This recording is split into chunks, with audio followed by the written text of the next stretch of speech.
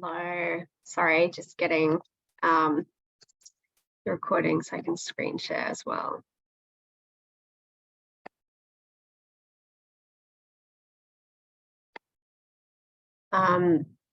So first, I'd like to start with an acknowledgement of country. So I'd like to acknowledge the traditional lands that we're all on today. Majority of us are on Gadigal land, but I'd like to extend my respects to the lands that you're zooming in from as well, and pay my respects to the elders past and present.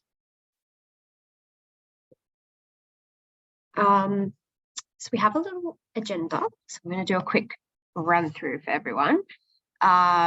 So we're going to do a little bit of a check-in to see how, see how everyone's going. And then a bit of a recap with safety protocols and content warnings for today's session, because we will be touching on some things that will be warned about beforehand. Then we'll be going into workshop 1, researching and writing a story, and then we'll have a quick break. And then after that, we will be going into workshop 2, which is the legal risk section. And I'm super excited for all of this. So I might pass over to Rach. Beautiful. So we've got Blair on the call. For anyone watching, just a reminder that we have protocols that we follow in these workshops.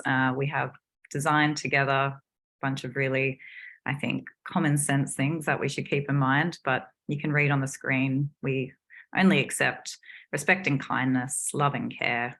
No question is a silly question. We respect the privacy for all the stories that are told in this workshop.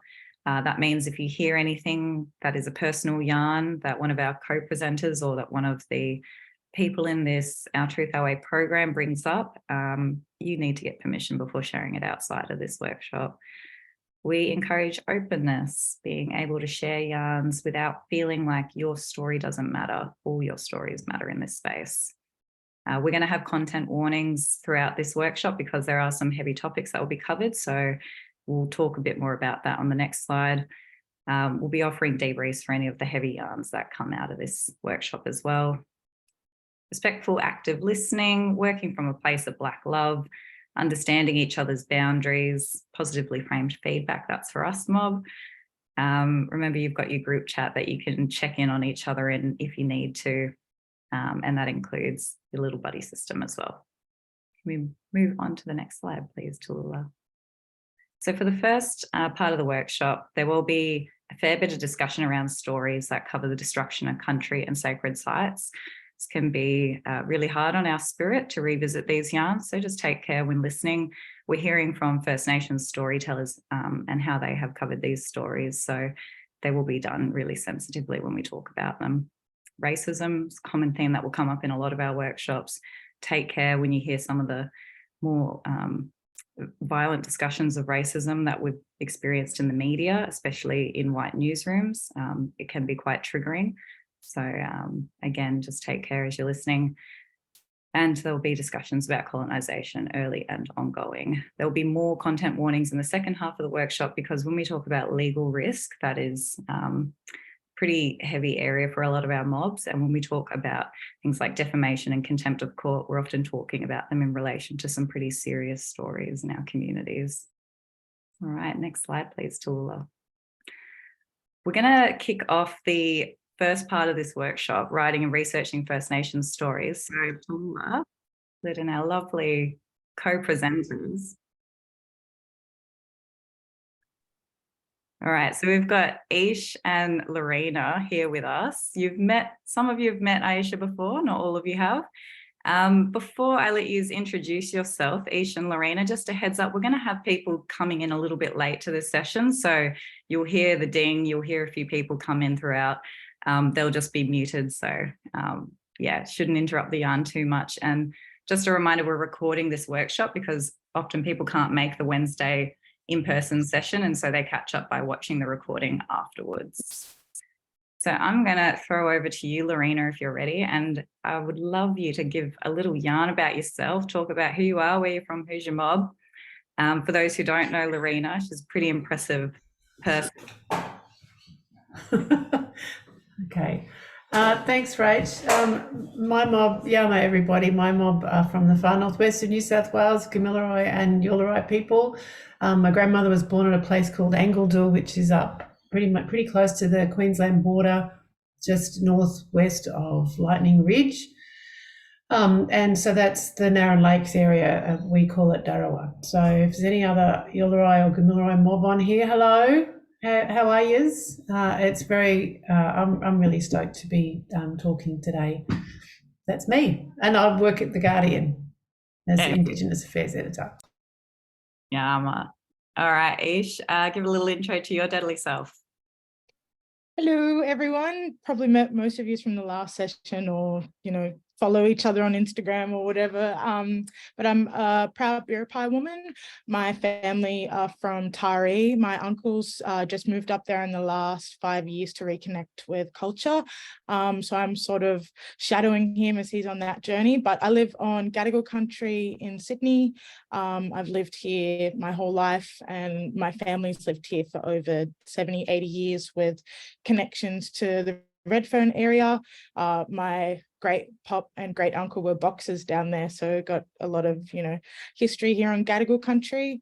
And I sort of wear a lot of different hats and do a lot of different things, but all of it is about storytelling, connecting with community and mob, and decolonizing and reclaiming spaces. But yeah, that's me. So cool, you two. We're going to kick off before we go into some of the heavier storytelling we've all done in our careers. Lorena, when you're looking for a story, what makes it a good yarn for you?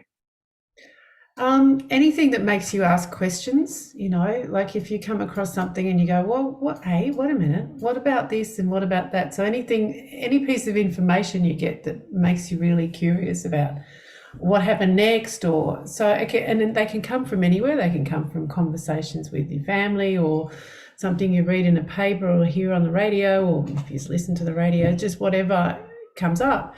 Anything that makes you curious, anything that doesn't fit with what you think you know about an issue, that stands out as unusual or suspicious, anything that makes your senses stick up and go, wait a minute, what? So, and so they can come from anywhere, and they come from reading widely, getting informed, just being naturally curious about things that are going on around you. And that natural curiosity extends to just, who you talk to on the street and when you're talking to mob in general, hey? Yeah, that's right. So I think it comes from being a bit of a Doris as well, but you shouldn't dismiss that instinct either, because I think how it's been explained to me is there's how things should be, and there's how things are, and the bit in the middle is where all the stories are. I like that. That's a really good breakdown in the middle. What about you, Aish? You have worked in newsrooms, but you also do a lot of deadly storytelling on social media. When you're thinking about a story to share, what makes a good yarn for you?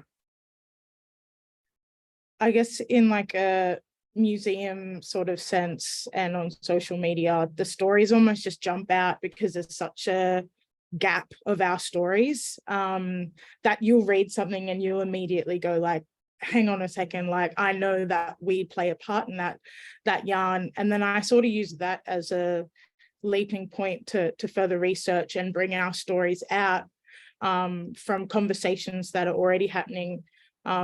But just like Lorena said, it's that feeling in your gut where you like question something, you go, hold on a second, let's have a yarn about this. And I feel like storytelling, journalism, museum, like whichever way it comes out, it's so in our culture to just connect and say, hey, what's going on there? Let's talk about it, and putting that in whatever format it comes out in. But I think, yeah, definitely those things that pull questions, but also I try and source stories that celebrate Black joy as well, because I feel like there's a big gap in that. So if it feels good as well, and you feel real proud and happy about it, that's a good story. Share that, spread that.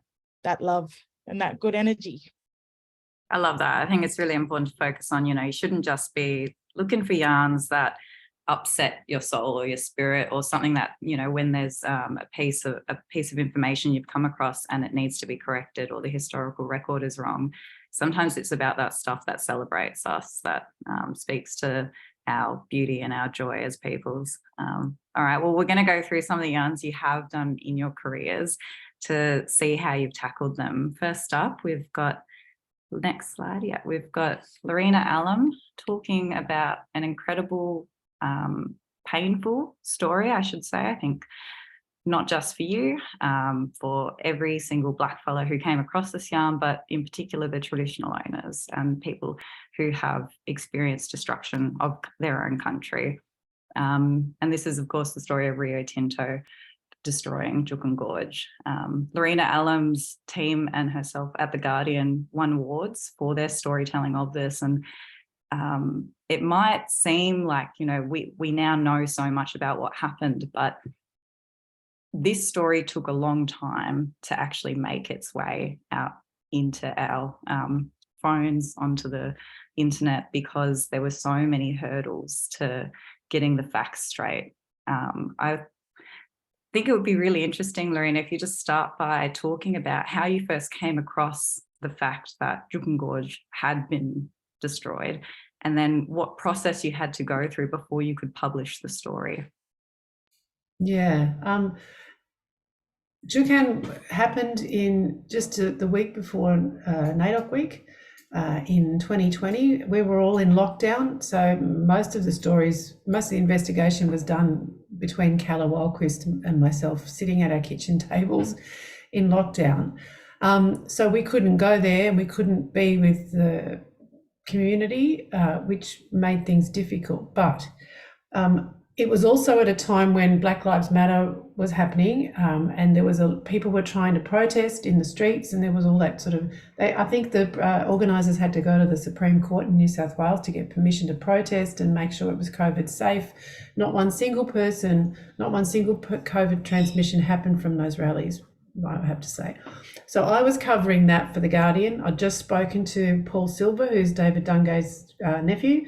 We'd done a lot of work with the Dungay family around his passing in custody.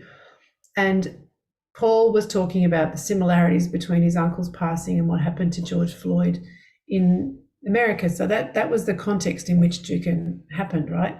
So I was writing that story, and Calla got a press release from the Putu Kunti Kurama and Pinikura peoples from their PBC up there.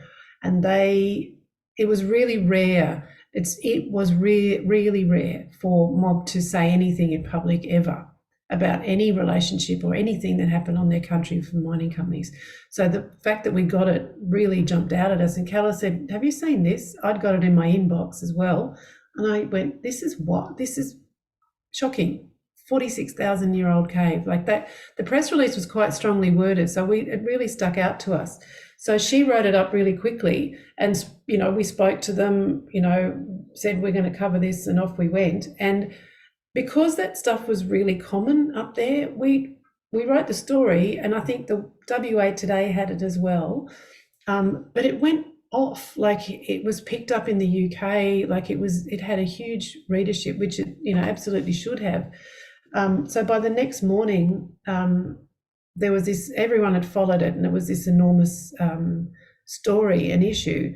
But it really began with the PKKP being brave enough to let us know, being driven to the point where they had to do this. They had no other choice. They were so distressed by what had happened that they spoke up at great risk, because as we revealed, they were under strict gag orders in their arrangements with the mining company.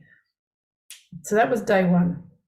That was day one. So much already had happened. I want to go to some of those hurdles, such as the gag orders, but just one thing you said there, I thought I'd pick up on.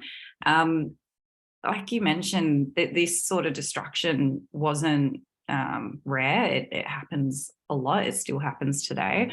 So why do you think this particular yarn got picked up internationally? I think because, well, there's two things. I think because The Guardian has an international readership, and it turned out people in Europe, the UK, and America were much more invested in this story than Australians were to begin with.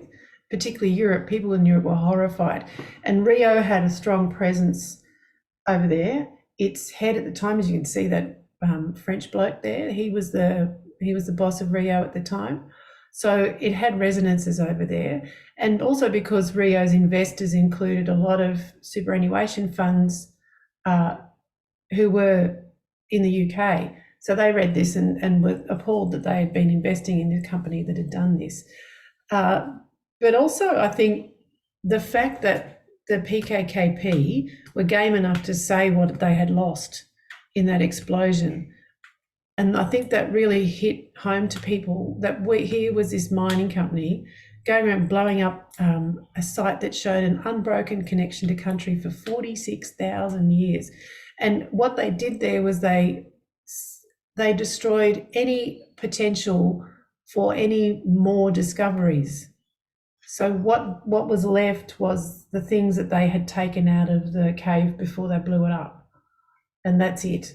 So it's this huge loss to human history. And I think that was another reason why globally it went off, because people were making the comment that it was older than, Stonehenge and older than all these other, European things that everyone gets all excited about.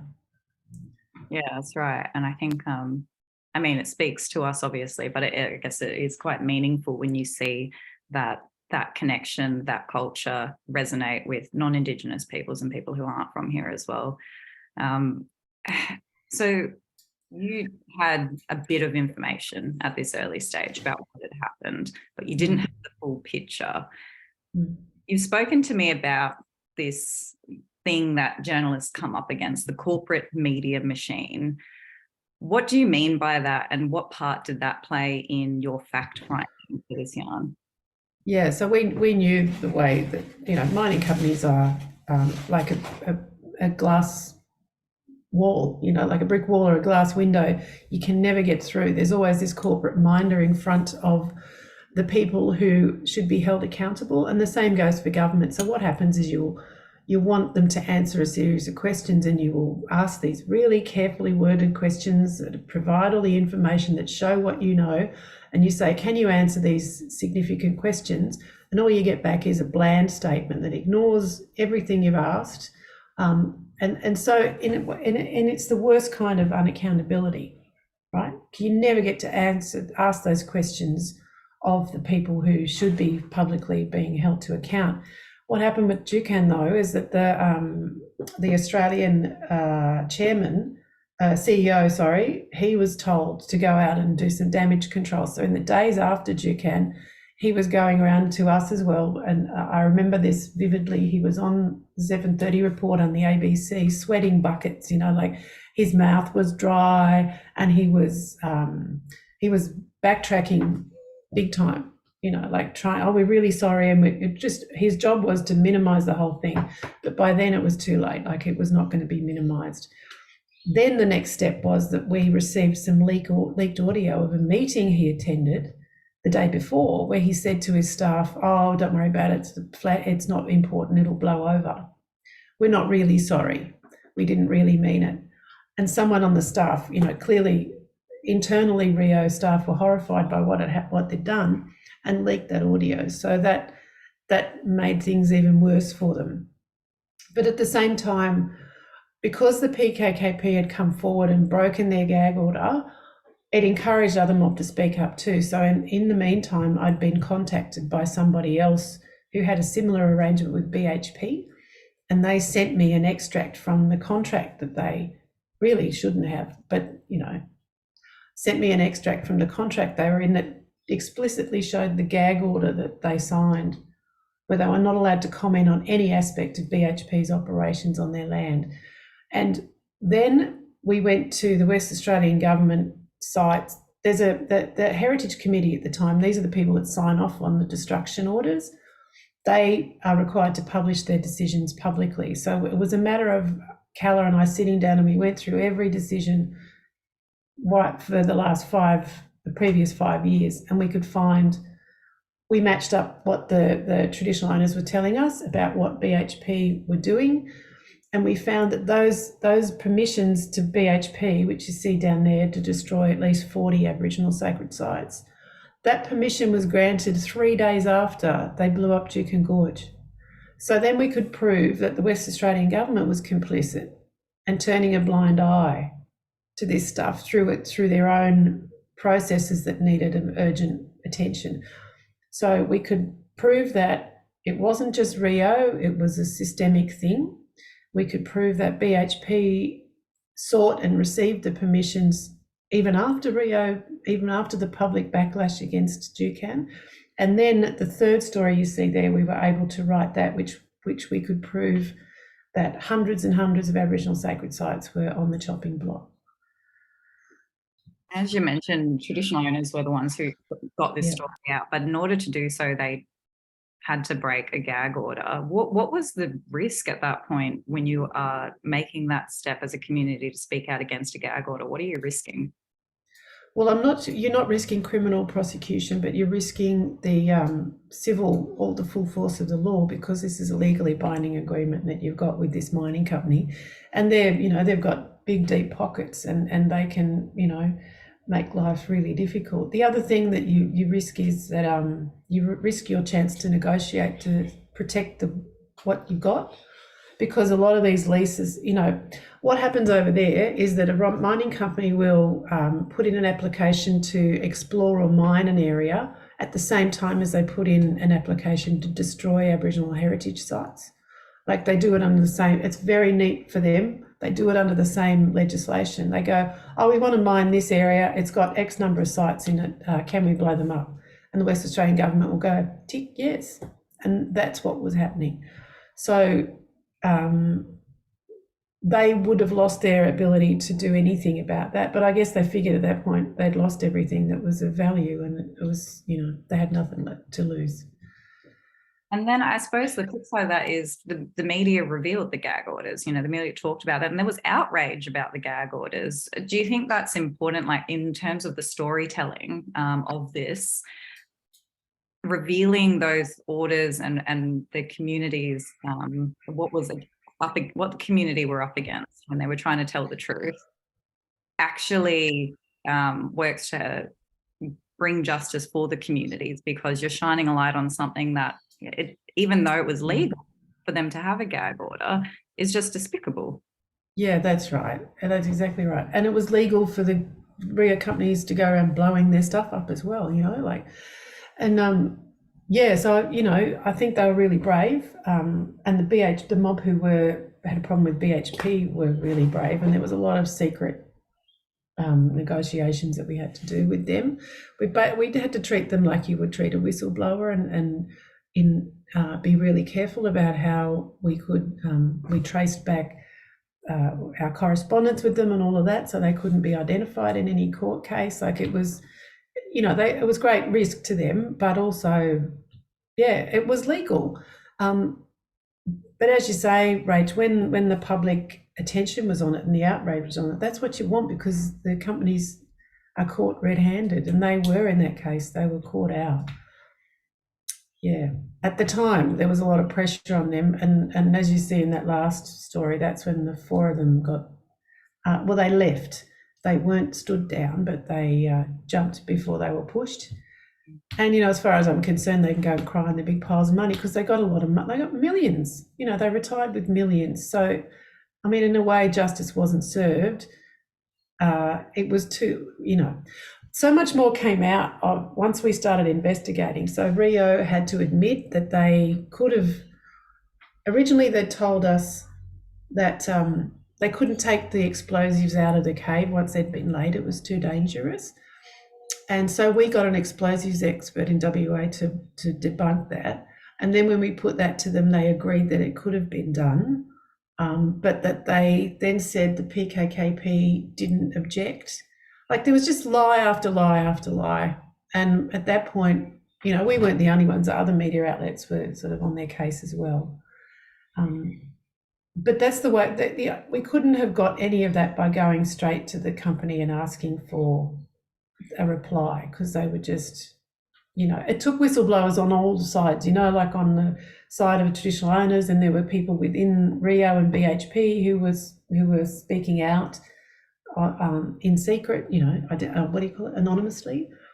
Yeah, so yeah, they were bullied. People were bullied into saying nothing. I just think, looking back though, you just have to be vigilant with these mob, because you know, there's no guarantee that it can't happen again. They've amended legislation, you know, and there was a parliamentary inquiry. All those things happened. There have been changes to the way the companies do business up there, but the current structure isn't greatly different from the previous one. People are still outgunned. The PBCs have got hardly any money, trying to negotiate something in an unequal legislative environment, and the Native Title Act is no help with these really powerful mining companies. So in a sense, being vigilant, like us continuing to put scrutiny on them, is sometimes the only way you can make sure they do the right thing. Yeah, that's right. And like you mentioned, you did have a lot of sources for this yarn that you had to protect. So what was your responsibility as a journalist and as an Aboriginal woman going through the process of telling this yarn? What was your responsibility? Yeah, well, it was really traumatizing. I mean, I know everybody was really upset by what happened up there. And it just reminds you of all the desecration that happens to your country, you know, like they were standing in for all of us, you know, in terms of heritage destruction. And there were other people speaking up and saying that at the time, you know, like Gamilaraay was saying, what happens in the Pilliga, they're doing this to the Liverpool Plains, you know. So my responsibility was to keep on the story, but to honour the wishes of the traditional owners wherever possible. And thankfully, they were really clear about what they wanted. They said, at one point, stop using the picture of the cave after it was destroyed.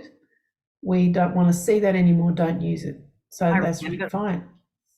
So we blocked, so the process was our picture editor blocked all of those images. They're never to be used again. And there's a, you know, big red line there that says, you know, don't use them, only, you know, with permission of the PKKP. They released their own video of traditional owners talking. So they really set their own agenda here. So it wasn't hard for us to respect their wishes, you know. They were really clear about what they wanted, and they said to us, this is our video, these are the photos we want you to use. So, you know, that was fine. And with the other traditional owner mob, we were really careful. We didn't want to use, it was really a big risk to use images of mining areas that might have a sacred site in them, because they were, well, you know, the mining companies had photos on their websites, the places that they shouldn't have had. So we just had to check every time before we published. We checked that the images and the captions were correct, and that we didn't use names or locations that would have compromised the importance of those sites. Yeah. Thanks for sharing all of that, Lorena. I'll ask you towards the end of our presentation today a bit more about what you spoke about with the pain that you felt as a person, as an Aboriginal woman and as a journalist while covering this story, because it is important to reflect on that and what telling these stories does to us and how it can stay with us. Yeah. So Lula, could you please move us on to the next slide? So we talk about researching investigative stories, and it's a very different process when you're in a newsroom and there are protocols, there are rules that you need to follow as journalists in newsrooms when you're telling big stories like this. When you're self-publishing stories for social media, you aren't necessarily bound to these same codes and ethics, but there are things that you should keep in mind, especially as mob telling stories, sharing facts or pieces of history. Aish, you've just had such an interesting career for a young person as well. You know, you've worked in newsrooms and then you've gone and worked for museums and you've created your own content. I'm so curious about how all of those have influenced your storytelling. And when you go to create your own content now and you self-publish, how that's informed your storytelling and your researching process. Yeah, it's been a weird sort of journey, and I'm still really early in my career and sort of learning how I tell stories and how I work with community. But as I said, it's all been focused on spending time with community, spending time with culture, and then following that. And then that's sort of how I've gone on this weird journey. But it's funny looking back where I started, you know, work experience in high school, doing like creative arts and entertainment, but still focused on storytelling and culture, but through dance or theatre or writing plays. So it's sort of like come through like fiction, non-fiction, investigative stories, museums. But the thing that comes up throughout all that is the Black women that I've been surrounded by, like starting with my mum writing and her encouraging me to write and express myself and always be proud of my culture. And I felt like my writing and my journey has just always been a reiteration of that. Spending time with Annie Rhoda Roberts and listening to how she tells story in the different ways that she does, you know, sort of informed me in my sort of journey and path. And then seeing people like yourself and Lorena and Laura as well from The Guardian, you know, female Black journalists that I look up to and writers and storytellers, and being informed by that and sort of following that. So I've really just been led by community and by my spirit and connection to culture. And, you know, I just feel like story comes out in so many ways. But the place I sort of landed was in the museum space and spending time with what I feel like was spending time with our ancestors in the historical sense and hearing their stories and finding ways to bring and draw that out. So that was sort of where that started. And then realizing that that sort of links to what's happening today. And for a bit of context, I worked at The Guardian for a short stint under Lorena as a sort of junior journalist. And I remember yarning to her and saying, I have such a history background, like I'm so new to journalism, I'm really nervous. And she said something that still sticks with me is that, you know, the news is 90% history. So that really pushed me as well in focusing on my research and seeing that current thread, like seeing colonization and the history of colonization, not just as history in the past, but as an ongoing thing, and seeing those things pop up and sort of combining the two, that sort of knowledge of history and colonial history, and then bringing that forward with what's happening and the injustices happening today, and sort of tried to do that in a newsroom sense. But I found what worked really well for me, particularly being a young person, sharing yarns with other young mob as well, was just using social media as a tool to bring the two together. And ever since I was young, I've always wanted to be a journalist. I've always enjoyed watching the news and engaging with conversations happening, and always been really proud to see Black fellas telling those stories and seeing Black fellas take up that space. So sort of married the two together and focused on social media as a way of getting stuff out, and seeing other journalists as well use social media as a tool to share stories, but also just connect. It's a lot of our mob are on there in some way, yarning with each other. And I just sort of used that as a, you know, coming together of things. That's awesome, sis. Before I ask you about how you actually go about creating these yarns, you said something to me which I think is just really important for everyone to remember when they're doing any kind of storytelling, but, you know, even when you're consuming content. And that's this, your ability and the importance of questioning research and questioning so-called facts, especially when you're in spaces like museums. What do you mean by that? Yeah, I think it was myself a journey of like discovering that what we're told is fact isn't fact. And the more I sort of engaged as a consumer of news, I started to notice my own discrepancies and stories coming out. And it sort of made me rethink that lens. of how we view history, fact, and story in a Western sense. Museums or what's happening in the news is factual, and that's what's coming out. That's the way it is. But really, the more I start to research and dig around, it's not quite that way. And that's why I sort of lean towards social media to share those stories, because you sort of have the ability to say what you want to feel, and it leads back to that sort of sovereign storytelling. But a lot of that came from spending times in the state library with early colonial records and seeing things that completely discredited some of our modern history textbooks as well, and going, hold on a second, this is what I'm learning at school, or this is what I'm reading in this news article, and I'm just seeing it completely thrown out, not just in a sense of our stories as mob, but just generally. I think there's a big misconception and a lack of understanding that we're only just getting to including the many different voices and the truths, as is the topic at the moment with voice treaty truth telling. We're only just there, and we shouldn't just take it as factual and run with that. And I guess trying to figure out how to do that, especially as a young person, you're probably not encouraged to ask too many questions, but I think it's important. Yeah, it's important to be skeptical. Hey, I'd be really curious to pick your brain about how when you're making a TikTok, especially about a history yarn, how do you go about checking sources, and what's the storytelling process for you? Do you script these stories out? Does it take a while, or do you just get up and have a yarn once you've read enough and you feel like you want to share a story? It kind of goes back to what Lorena was saying about that feeling in your gut when you feel like a good story, and you get excited about something, or you come across something that's maybe, you're questioning a bit, you get that feeling to really lean into it. That's sort of where it comes from.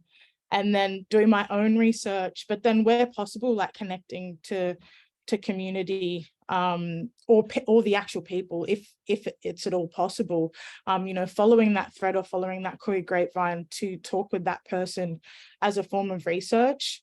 Coming from my university degree and then working in museums, being told that certain books or archives are factual means that I'm not listening to my elders and those stories and those yarns, and sort of bringing those out and seeing those as fact, talking to them, and then building the story on that. And then the actual social media videos aren't scripted. The reason I led more to the videos is because it felt more, for me, culturally natural to just get up and have a yarn. Like, I've had my read, I've spoken to people, I found this really interesting story, and then I just see it as, community and mob coming together and yarning. And the social media stuff really leans into that celebration of Black joy, legitimizing our culture in this space, in this sort of modern Australia, and bringing that all the way up and saying, hey, look at this thing, this is deadly, this is mad, how cool is that? And sort of leading from there. And social media is a good way to do that as well. Thank you, sis. I think if anyone hasn't seen Aiesha's storytelling online, follow her on TikTok and Insta. It's just like you said, it really goes back to something that's a lot more natural for a lot of mob, and that's talking, it's just having a yarn. And we can do that through podcasting, we can do that through video. We don't even have to record it. And I think that's it's really beautiful to see how many mob are taking advantage of these platforms and using them to speak their truth and disrupt the media, because they don't get it right. And we know that we now have so many more platforms available to us to correct narratives, which is pretty cool. Might move on to the next slide, please, Tallulah. So look, this is a yarn I was just going to share with everyone about when we talk about the cultural protocols and considerations that we should factor into telling First Nations stories. This is going to be different, obviously, and this will be a lot of common sense for a lot of you, but it will be different for every single mob. We have different protocols, we have different customs. We are there is no pan-Aboriginality. You know, we have similarities in the way we approach things. But for instance, when it comes to naming and showing photos of deceased peoples, there are very different protocols for how that applies, you know, on Warlpiri country, to Gamilaraay, to Biripi.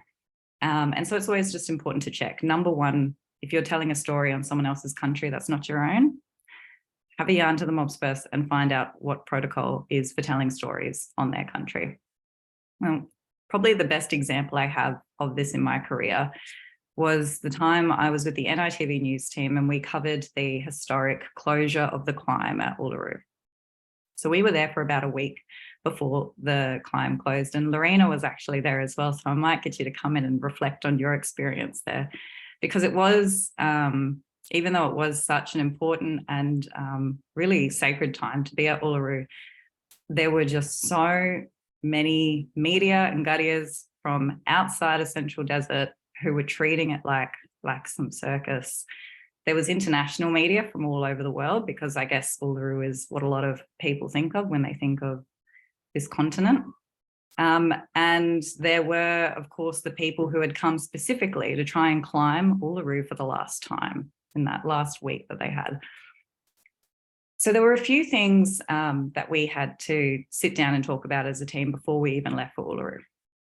Number one, we were in a Black news team. And so we because we have hundreds of nations across this continent, we don't always have someone in the newsroom who has a personal connection, but we always check in with the team, and if not the team, then the wider NITV staff, to see if anyone has connection to country that we're going to. Now, we just happen to have one of our senior reporters as an Anganu man, and this is Ryan Little. And so he was really central to our planning going in, you know, bring in your staff members. If they have a personal connection, trust them and allow them to help lead the coverage. I think that is just a respectful thing to do. Also, they end up being a really helpful person when you have questions around pronunciation, around who the right person to speak to is, if there are specific places you can't go. But because this is Uluru and it's, you know, one of the most famous places on the continent, there were also media guidelines that have been drafted decades earlier around how the media should behave when they arrive at Uluru.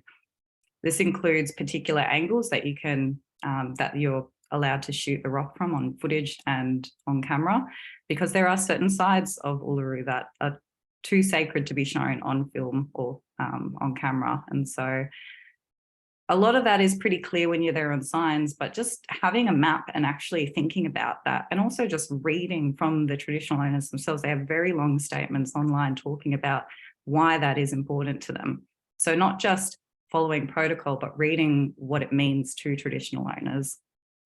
So when we arrived, it was interesting because in the past, I hadn't actually seen a statement about this, but there had been a very specific request for this coverage at Uluru, being around the closure of the climb, that the television media would not show footage and that photographers would not take photos of people climbing Uluru. Now, this was a request. They couldn't legally bind the media to this, but it was a very polite, very basic request, easy to follow.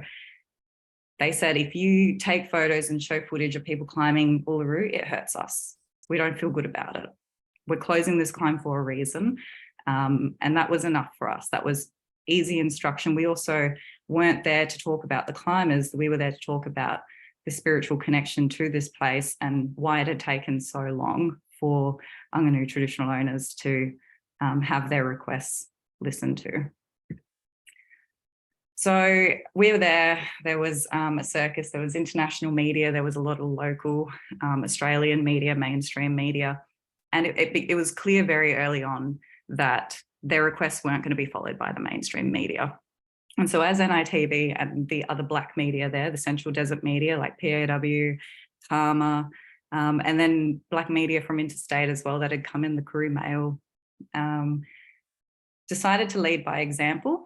And a part of that wasn't just following what Anganu had asked us in our coverage, it was talking about that on all the platforms we had access to. So on our social media, on our Twitter, as you can see here on a Facebook post that Grayson McCarthy, my colleague at the time, posted and talked about the request, and we shared this as far and wide as we could. We also recorded traditional owners talking about what their requests were for the media, and we aired those for them. So we saw it was our responsibility to not just follow instruction, but to platform that instruction, and then to call out media when we saw them doing the wrong thing. We were active on Twitter calling out the media that weren't following protocol, because when you name and shame them, they actually did feel a bit of shame. And some people, I know that there were conversations that happened in newsrooms because some journalists on the ground were feeling pressured by their editors to do things that they didn't feel comfortable doing. And after being called out by our team, started to get the confidence to push back a little bit in their newsrooms. Be really curious to see how those yarns went down. Another part of this as well was also choosing not to focus too much on those climbers. So we weren't filming them at all when they were climbing Uluru, but there were so many lining up in line that we thought we've got to go and talk to them. But we don't want to focus on why they want to climb Uluru. We want to focus on why they're ignoring this very polite, basic request to not climb.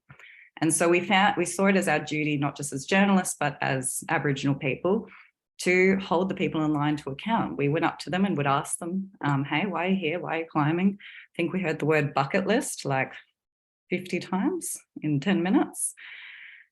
And then we would ask them the follow-up question. Can you see that sign right there? This sign says, please do not climb. We have this to say: Uluru is a sacred site in our culture. It is a place of great knowledge.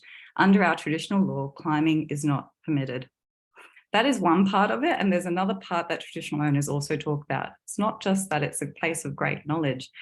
It's that it is incredibly dangerous to climb Uluru. And there have been multiple deaths and injuries over the years of people falling from the top, and even when they're coming down. As all black fellas, we feel pain when people get hurt or die on our country.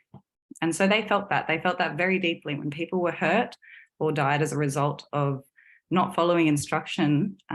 They also felt responsible for that, even though they'd asked them not to. And that is a really horrible position to put traditional owners in, when they've asked you politely and then you still climb, and then they have that pain for you and that responsibility for you as well. Should show you how deep their love is for this country. And so we'd ask them about the sign. You can see this, you can clearly read this. How do you feel about climbing after reading the sign? And the justifications were really interesting, just people going around in circles, feeling really uncomfortable. But we do know for a fact that there were around 3 people that our reporters spoke to who changed their mind after being interviewed and decided not to climb Uluru. And so it wasn't our job to tell people not to climb, but it was our job to hold them to account, to make them really think about their decision. And it was interesting to hear later that day that there were children whose parents had climbed, but the teenagers had decided not to because of the way the questions were framed had made them think about something they hadn't actually thought about before, because I suppose it wasn't important to their parents to talk to them about. And so this is probably just an example of how Black media and First Nations reporters really approach this story so differently, because it was a global, it was a national, it was a mainstream story. And the difference in coverage was just stark. And so we didn't feel like we needed to do journalism the way that mainstream media does. We were very happy to just go, no, we are here, we're Black, and there is a different approach, and there is a different approach for a reason. Thought I'd bring Lorena in now as well, because you were there for The Guardian at the time. How did you find the experience? How did I find what? How did you find the experience arriving on the ground and being surrounded by that media pack? It was like you said, it was an absolute circus. Like I'd never seen anything like it. But it was kind of funny too, right? Because there's all these white journos in there, nice, immaculate R.M. Williams boots, $400 shoes, running around Uluru like they thought they'd dress for the occasion, So they were, and they had no idea where they were going or what they were doing or who they were talking to. And they were all under pressure to get the story. And it was like there were two worlds going on, right? There was UMOB being really careful and respectful and doing the right thing. And and the other side were the white journos interviewing other white people in the queue to climb the rock, and you excited about going up the rock and all of that, live crosses to Koshi and Mel or whoever it was on breakfast. Like, it was just a circus. And it really was a good metaphor for the country, so there was all these white journos talking to white people about us over here in front of the Uluru. Like, they're in the heart of, like, it's such a powerful sacred place, and they just were oblivious to it. Said everything about the colony in a way. And then there was Aboriginal media doing incredible work over here. And then I feel like I was in the middle a bit because I'm working for a mainstream journalist organisation, but also had been to Uluru often enough to know how to conduct myself and how to do the right thing. And I was with Mike Bowers, our photographer, who again is really experienced, not Indigenous fellow, but very experienced. And we had done our homework with the TOs in advance, so they knew we were coming and that we wanted to talk to them. And I teed up with Sammy Wilson, who's the senior TO, that is, when the closure was closed, the climb was closed, we would go somewhere and have a sit down and have a yarn about what happens now. So for me, my thinking was straight up news story saying the rock is closed, that's it, finished finally. But then I was more concerned with telling the stories of traditional owners about what they're going to do now and how they felt about the climb being closed. For me, that was like, so I didn't talk to any white fellas except to canvass a few of the people in that really long queue. Like, it just went for miles. There were busloads of people climbing up to disrespect us, like, it was just astonishing how they had to get there. I spoke to one family from Queensland who, mum, dad and the kids, who were in the queue, and they were really pissed off, but sorry, I shouldn't say, they were really annoyed because they had to get on an aeroplane to go back to Brisbane or somewhere, or Queensland, and they might miss out. And they were really devastated. I thought, oh, so sad. Not like, it was crazy. It was really crazy, Rach. And so from my perspective, I watched a lot of white journos just struggling to work out where they were. And it was like they had culture shock, It was really funny. Yeah. But if it hadn't been for funny watching them make fools of themselves, because you've got to get your laughs where you can, but also distressing because if it wasn't for the Parks Australia media people, they would have been just trampling all over senior traditional owners, and they didn't understand who they were talking to as well. So like old Paddy and Reggie Uluru, they are the bosses for that rock. Like, they are really the most important person you could talk to out there, the exception of the women like Rini Kulicha. But Paddy and Reggie are they were the big bosses for that place. And mob are very understated. They don't go around big noting themselves. You would walk past him if you didn't know who he was and just think, here's this old man on his motor scooter, on his motorised walker, and not understand the significance of his job and his responsibility and his authority over that place. And as you say, he's the one in charge of making sure people are safe and get down safely and don't hurt themselves. And, so to be like, there's no equivalent. He's more powerful than any Prime Minister. And they just, sorry, go on. I was just going to say, it speaks to that, just how out of place they were, right? There was clearly so many newsrooms across the country who sent reporters with not just zero understanding of Central Desert, but of this particular place and who the people were. It's like you are sitting in front of, like you said, very important people, and to waltz past on their country without any introduction is so disrespectful. Yeah, exactly. And they weren't there to talk to them either. They were there to talk to, the stunt people, the ones who were doing stunts and refusing to get off the rock. And Pauline Hanson, got halfway up and had a sook and had to come down again because she couldn't get past that. I mean, as you say, it's a really tough climb. I've looked at people doing it and I'm thinking, that looks hard to me, Yeah. Why would you, apart from the obvious reasons, it is dangerous. And, that's who they wanted to talk to. And then there were old blokes who there's an old man who runs the Curtin Springs Roadhouse, which is sort of halfway between, on the way to Uluru. And his family have been, old colonisers from way back. And he was, there was a strong anti-closure group as well, and they were getting plenty of airtime and threatening to, not come down off the rock, and just right until the very last minute, just making trouble and causing distress. Right. Yeah. And it really was overwhelming. Yeah.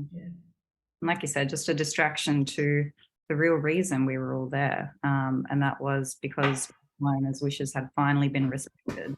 So there was such, not just, a different yarn, but a more interesting yarn to tell about this place and what the future was going to be for it once the climb was closed. So many people went on and on about,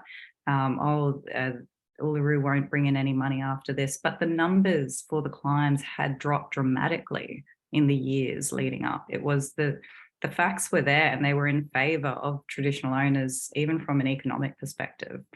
And so it was interesting just what lengths other media went to paint a false narrative about this place. Yeah, that's so true. And the TOs they spent ages having to jump through all the hoops to prove that the climb was not viable any longer.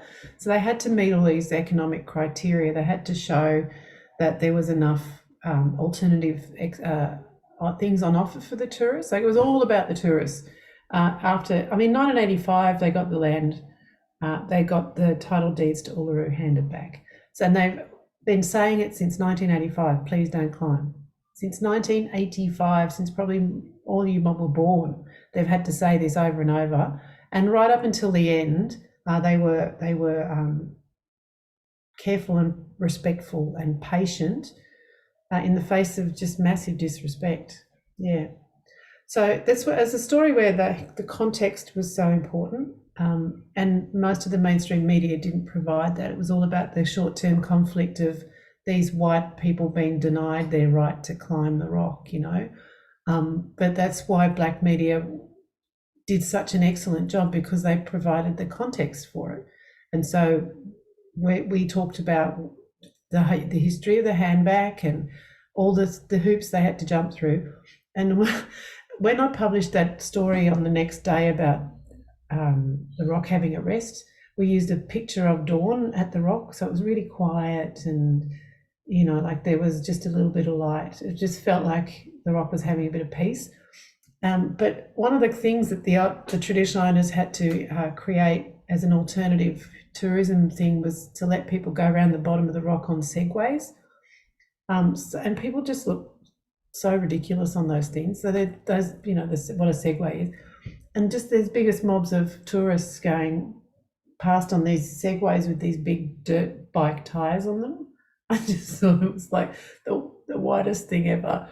So we got a photo of them doing that, and they're happy. They that's all they want to do is have some kind of ticker box experience at the rock. Then they can go around on a Segway and look silly and not, cause anybody any emotional pain. Yeah, that's right. You'll still look like a silly idiot, but you're not causing any. Yeah, that's right. Thanks, Lorena, for joining me for that yarn. Tallulah, could you flick to the next slide, please? So, Aiesha, I want to bring you back in and to Blair and Phoebe, who we have on, and anyone watching this later in the week, have a read of this quote, and I'll come back and speak to it at the end of Aiesha's presentation now. But Aiesha, we've talked about this a lot as young mob and as storytellers, the importance of being in the right mind set before we tell difficult stories. So before we talk about 1 Mile Dam, before you even decide to tell a story, how do you check in with yourself to ensure you have that spiritual and emotional energy to tell the yarn, to make sure that you're the right person, 1, but 2, that you're ready to tell it? Yeah, I think it's really important to sort of check in with yourself. There's like this idea that as journalists and writers and storytellers, we have to be unbiased and tell the facts, but I don't think that's the case. We have our own history that we bring to it. It's our identity, it's who we are. And sometimes, well, all the time for me, you know, telling stories is feeling sometimes like me having to justify my culture, my identity, my love, my joy, my sadness. But it's in this space that's very structured and unbiased, and you know, it can be dangerous. So I think having a moment to just sort of sit and feel like if I have strength, because I also don't want to do wrong by that story or by that community. I want to show up 1000%. And sometimes it's not I feel like it's not my place to share that story or to do that particular project or you know, do that particular line of research. And I will connect with mob and see if it's something that they're interested in, or you know, it's never about me and my byline. It's about the story and the importance that it has to get that out and what that community wants. And it's important, I think, to start at that point, because if you're not feeling like you have the strength, or it's really not sitting and maybe not even culturally something you should do, you're going to carry that through the story, and that can sometimes impact on that community as well, and the way that their yarn comes across. So I think it's important, just in anything really, just to check in with yourself, because it's not just work, it's our life, it's our identity, and when we leave the newsroom or the office or uni or whatever it is, we still walk in the world as Black people and feel the brunt of that news in our lives. Yeah. And I think, yeah, it's such a good point, sis, and so important to remember, particularly when you're working in a daily newsroom, when you're under the time pressures of editors and the 24-hour news cycle. Taking the time to check in with yourself before you're in the guts of it, before you're under all that pressure, is so important. It's not always possible, especially in, you know, the way newsrooms are today, but occasionally you get those moments where you can just chat to yourself, am I the right person to do the story? Do I have the energy to do this? And if you can talk to your editor before you're in the middle of interviews, before they're assigning you deadlines, then it's going to save you a lot of that anguish, you know, when you're out there in the field pulling the yarn together and you realize, oh gosh, I just can't do this. This is weighing too much on me. And the other point you made is really important too, because in the end, it's not just the impact to yourself, which is obviously hugely important, but the impact on the story and the community, and you know what that means for their truth getting out if you're not in the right place to tell the story in the way it needs to be told. So sis, when it came to telling the story at 1 Mile Dam, what editorial decisions and conversations did you have in the newsroom? Yeah, I think a bit of context for this yarn. I was at the Sydney Morning Herald as an intern in a 6-week summer program. It wasn't identified. I was with other you know, young people from different universities around Sydney, and it was really eye-opening because it was my first time being in a newsroom environment after already, you know, telling story with community in other formats and other ways, mostly in entertainment and museum spaces. I was transitioning into the newsroom and sort of figuring it out and following my dream and what my degree was, which was media and journalism. So this story came to me from the photo editor. And they'd gone out and taken some photos of 1 Mile Dam, which is just outside of Darwin City. And the photos were sort of sitting on the desk of the photo editor, and it was handed to me as a junior intern journalist because they wanted it off their desk, essentially. So it was a big eye-opener coming into the space as well, and sort of leads back to that idea of me questioning fact and questioning systems and structures as I'm sort of coming up into it. And also at the time, I was the only Indigenous person in the newsroom at all. And there was one Indigenous journalist, Ella Archibald Binch, who came, I think, a couple of weeks into my internship, and it was like, oh my God, thank gosh. I feel like I'm gonna collapse under all this pressure, because I came in wanting to tell our stories and wanting, I guess, that seat at the table to be like, you know, be that voice and put our stories up the front, and then coming into a space and realizing there's no other Black fellas, and the other journalists in the newsroom, their knowledge of our culture, who we are and our story, are so minimal that the conversations happening are, do we use Indigenous or First Nations, and how do you spell this country name, was really surprising. So having this story, I felt a lot of responsibility to make sure that it was told appropriately, but didn't really have any guidance or anyone to lean on in how to tell this story in a newsroom setting. So I sort of just led with my heart and tried to connect with the contact that was given to me from the photo editor, which was Rosemary Timbry, who's been advocating for 1 Mile Dam for a long time. There's articles going back years before this story of her saying the same things over and over again about the mistreatment and the sort of destruction and collapsing of their homes not being looked after or cared for, and a lot of sort of things being pushed under the rug and all sorts of things. But what I found really interesting doing that story is, because I was given the images first, was how the photojournalist was framing the story already. A lot of the photos were highlighting impoverishment, and there was a real focus on like the deficit of our people, rather than, the strength and the fight for justice that they're trying to get, to have their land, their country and their homes taken care of properly, as is stated in their agreements with the housing corporation and things like that. So that was sort of shocking already. So working with Rosemary, the contact I had, and trying to pull that out was really, really important. And I felt that responsibility as a young person as well, to make sure that her voice was being heard. And it was really eye-opening and interesting coming into it. The glitz and glam of journalism is not what I thought it was. But having Ella, particularly another Indigenous journalist older than me, and having her to sort of guide me and work on the story with me towards the later end of it coming together was really, really helpful and important. And as in all cases, I said before, the same iteration comes up. It's always these Black women in those spaces that help me, find that strength to share that yarn and sort of follow their footsteps and lean on them and have that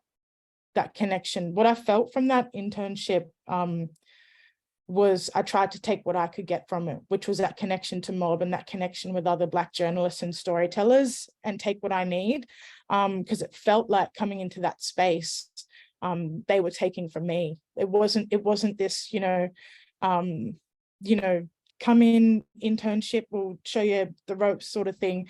It was, we desperately need Black writers and Black journalists because times are changing, and we'll just pluck anyone in and off you go. And that was really eye-opening too, to then see that, okay, I have a bit of power here as well, to use to my advantage, to community advantage, to tell the stories that we need to tell. So that sort of all came out from this particular story. And then what ended up happening is I'd worked 2 or 3 weeks. It was only a 6-week internship, so I spent a lot of time on it. Had the deadline sort of over my head, but wanted to make sure I was getting everything I needed to get across. And spending that time talking with Rosemary as well was hard too, because I felt such a responsibility to her, but also felt in a weird situation because I was a young intern journalist in this very intimidating environment, and wanting to do right by that community. And what ended up happening is we had the sort of news conference for the morning of what's going in the paper for the next day. And just by chance, I happened to be sitting next to the table where the editors from Sydney Morning Herald and The Age were having the yarns about what's going in the paper. And I overhear a senior editor at The Age say, we've already got 3 stories on Indigenous issues in tomorrow's paper. I don't think we need this one. And my heart just shattered, because I was already spoken to Rosemary to say the story's going out tomorrow. They were going to use this story to help with their legal battles as well, to get the conversation out more. And my heart just broke. And I was really lucky that at the time, the editor at Sydney Morning Herald, she was really helpful and had the right reasons and wanted to make sure that our stories are being told on our terms, and sort of wanted to make a change in the newsroom. And she actually said, no, we'll put it in. And it got sort of a 2-page spread, and that story was able to go out. But what was really hard for me after that story was that was it.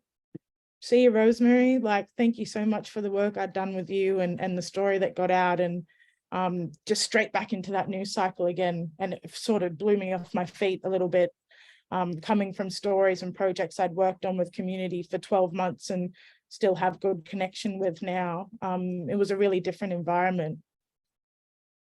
It's a really good point, sis. I think, not a lot of people realize that is when you're in that, when you're in the newsroom churn, especially 24-hour news cycle, daily newspapers, daily television,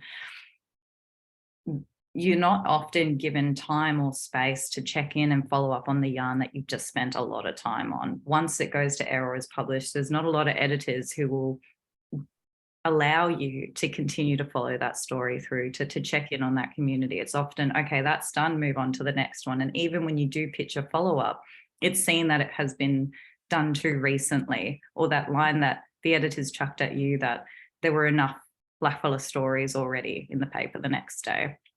And I often see this with the same story coming up again and again. You'll often hear editors say, oh, we've covered that, we've done that already, when it is nowhere near the entirety of what that story is. You know, there are so many different angles, especially for our mobs. Find it hilarious that they might say there's 3 stories, is 3 stories too many, when every single page could be dedicated to the most random yarns that cater to white Australians. But that would have been really difficult, sis. And so I wanted to ask, if you were speaking to younger Aish now, with everything that you've learned since then, is there any advice you'd give younger Aish in terms of having those conversations with editors and being in that space in the newsroom? Yeah, I think biggest advice is, trust your gut. And I think I did in the end, like, trust my gut and, sort of pivot and find new ways to tell stories. But always branching out to mob, there's safety there. And a lot of it has just been my journey of connecting with culture and community, because my mum is my strength, my connection to culture. And when she passed away, I lost that. So I worked really hard to sort of make those connections with community through my work and through every day. And I think the only advice is, like, stay true to your gut feeling, that fire in your belly that we have as all black fellas. Don't lose that, because you can. And I felt myself sort of really trying to keep up with the Joneses in some of those environments, because you go into those spaces and it's very different. Like, even the conversations you and Lorena were having of the reporting of the closure of Uluru, and just seeing that difference between black journals and the rest of mainstream journalism. It's a difference, and not losing that is really important. Thank you for sharing, sis. I really appreciate it. I learn so much from you every time we yarn. I'll just give Blair and Phoebe a heads up. We'll go to you with questions if you have any in the next 5 minutes. So if you have any questions, have a think about them, jot them down, and we'll give you an opportunity to have a yarn with us.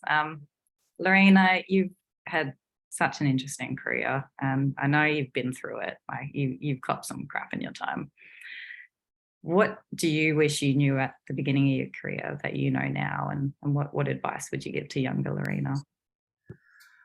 Yeah, I don't know that I'd have stuck it out in journalism if if I knew what I was in for.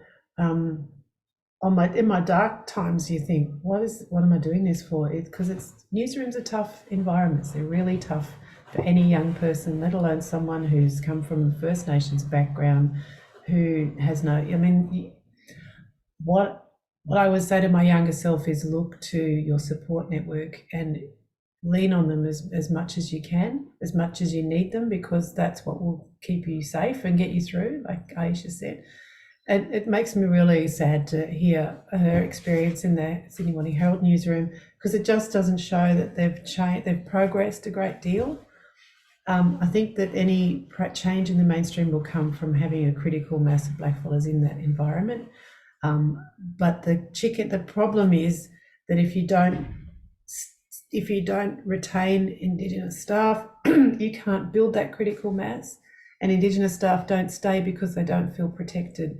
So it's really, this is why I think what you mob are doing is so important, because you're building capacity to tell your own stories where you want to tell them and when you want to tell them in the way you want to tell them. And that is so much more empowering than having to go to an editor and argue the toss.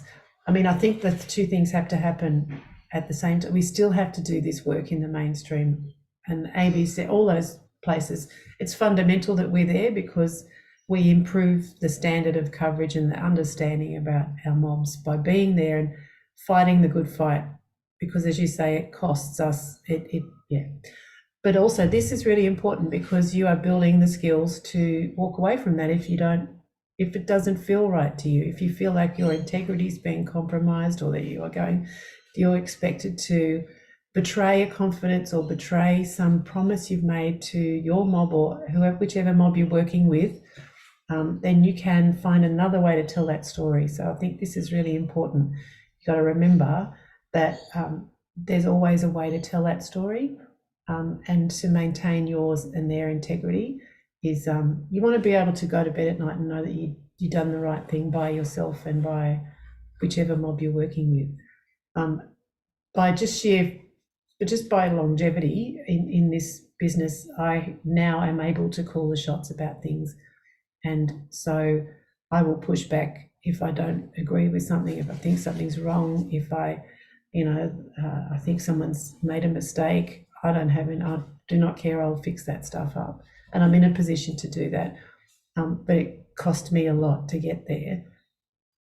And it was really painful to be a young reporter, and the sort of the blatant racism of newsrooms back then hasn't changed a whole lot. They're a bit more coded in the way that they express their racism, but it's still present.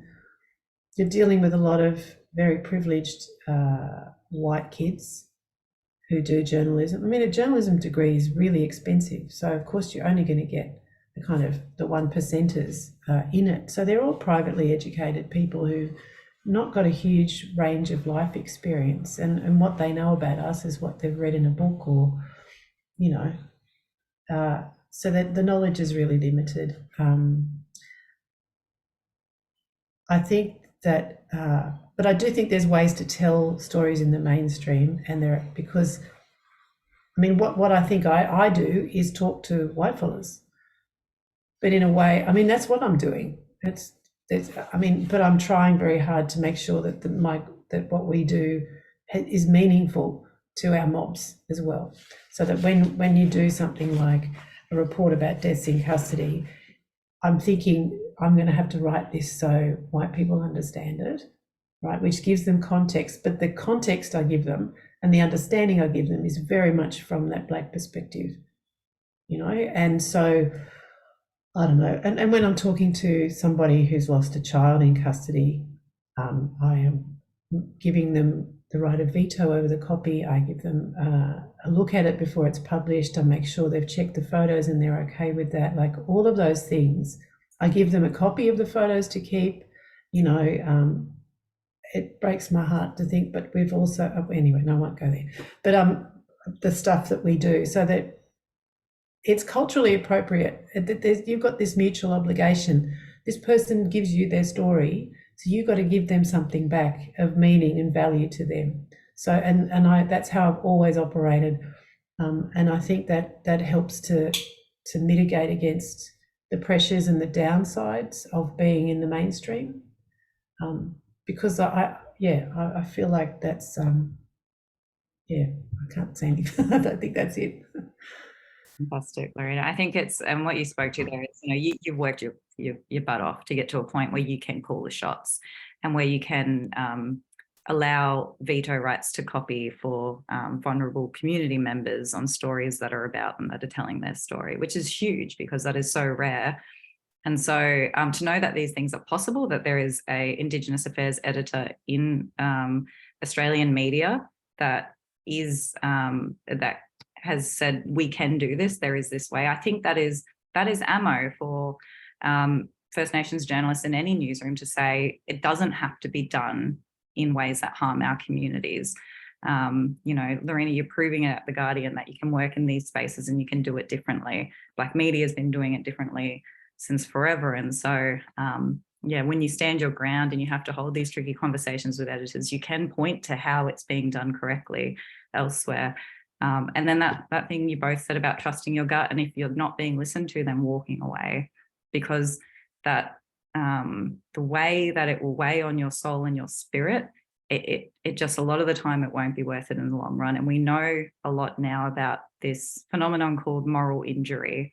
And I'll talk to the mob in this group about it later on in this program, but there are some pretty massive changes that can happen to our psyche when we are put into compromising positions where we have to compromise our values, our integrity, because we're being told by a white editor to tell a story in a way that that is not correct for our communities, that goes against protocol. And it's a very real thing that's happening all across the world with a lot of reporters. And so, yeah, protect yourselves, trust your gut, listen to Lorena and Aiesha, you know. I think there's so much valuable insight from talking, and talk to yourselves as well. We're mob, we know, you know, we know when things don't fit right. We know when things don't seem right. So if you're having a weird niggling in your brain about a yarn, just pick up the phone and ring one of your brothers or sisters. Hop on Twitter and find one of the Black journos on there and ask their advice. I'm sure so many would be willing to yarn with you. Phoebe and Blair, before we wrap up, do you have any questions? I do have one. So to flag for other folks in the room, so Lorena and I work for The Guardian at the moment, which has been such a learning curve. And so I would love to ask Lorena a question. We were just working together yesterday, so it's quite, like, I loved when I looked at the email. I was like, oh my God, I'll get to hear you talk again. So I think something I'm really trying to do as a junior person kind of in an industry that I never planned to be in is that even when I get to work with people that I admire, trying to see them as continuous learners too. And so I would love to hear from you, like, what's a part of your practice that you want to expand on and improve yourself as a forever learner in the space too? Yeah, that's a good question. I'm not good at breaking news. I'm not good at this. Look, what this voice to parliament stuff is doing my head in big time, because it is the story of the day every day, but it's like the same story every day. And trying to think of a new way to tell it that is respectful and reasonable and takes on all of the disinformation and the lies and the racism that we're subjected to. So I'm not good at generating daily news ideas, I've realised, or maybe I'm just burnt out. I don't know. So I think I need to get better at that, and also writing news analysis. I've never been confident and comfortable with that, and I've had to do a bit more of that this year on The Voice. So I would like to get better at that, or also maybe like to not have to do it. I don't know. I've learned a lot about I want to learn more about perspectives on our lives that I don't have. Like, I feel like I'm at an age now where I'm the old person in the room, so I need to hear from you young ones what's going on. So that's my learning too, is I want to learn to remain open to learning things from you guys, and I've learnt so much today from listening to you all talk, so I'm really grateful for that. Thanks, Lorena. Anything else from you too, Phoebe and Blair? Yeah, I had a question. I suppose this applies to both Lorena and Aiesha. But I thought after finishing a life-consuming sort of piece of work, you know, do you find it hard when you do have to put down that yarn, or do you find it hard moving on to the next yarn? Yeah, you do. You kind of need a time to like a break time in between.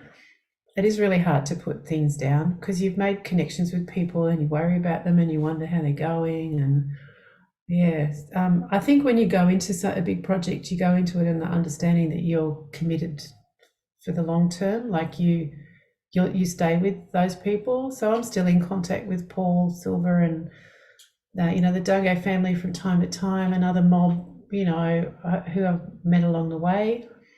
It is hard to put it away.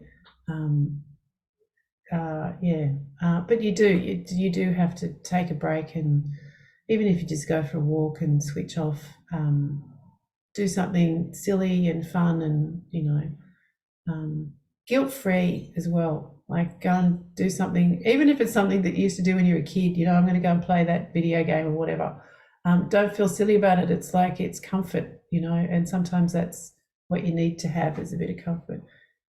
Go for a walk with, go visit your granny or go to a movie, whatever makes you happy is a good idea. Good advice, Lorena. What about you, Aish? How do you switch off from a big yarn that you've been working on? Yeah, I think it's also like good to think about from our perspective as Black storytellers and journalists, those connections we make with community, with the stories we're telling, we carry with us, and some of them turn into friends or family, and you always keep that connection. So you never really completely let go of that, or even if you don't stay in touch with them, parts of those stories take up a bit of space in you, and it's good to sort of take time just to take a second and recharge and relax, try and switch off. The big one for me is just connecting with water, whether it be a bath or go for a swim, just that, wash it off, refresh, and go again. But also something I'm still trying to learn, but I'm getting better at, is sometimes you need a longer rest. And I've done that recently, where I've just been offline from social media for a few months, because I just checked in with myself and was like, I think I'm out, my cup's empty, I'm out of yarns, I need a break, need to switch off, and connect with mob. That's a big thing. Connect with mob, connect with community, have a laugh. We're big laughers. We are a people that have seen a lot of sadness, a lot of grief, but we always laugh, and it's nice to reconnect with that and just have that humanness, that human connection and laughter and love. Like just yesterday, I was having a terrible day, and 10 minutes with Rach, just having a yarn and a laugh, it recharges you. So connect with community. So true. I felt so good after I was cracking up. Thanks both. I think you just really hit the nail on the head with so many of those things, and you're so generous with your time. So thank you for all of that. I know it's not easy to dig up, some of those memories and stories, but doing it in this space and doing it in this way, it really fills my cup, to revisit some of the harder moments in our careers, but to do it reflecting with blackfellas, where you feel like you can safely say all the things you wish you said. Yeah. I know it's been really good to yarn about this stuff to you. Thank you for listening for a start, because that's a big commitment that you've made, and also for me, sometimes I write things, I do things, and I put them out in the world, and you just don't know, you don't know really whether it's having an impact or not. It can be a very lonely job. So I appreciate the chance to talk about it, and to hear that it has that it's been useful, so that what I've learned can be useful. So yeah, thanks.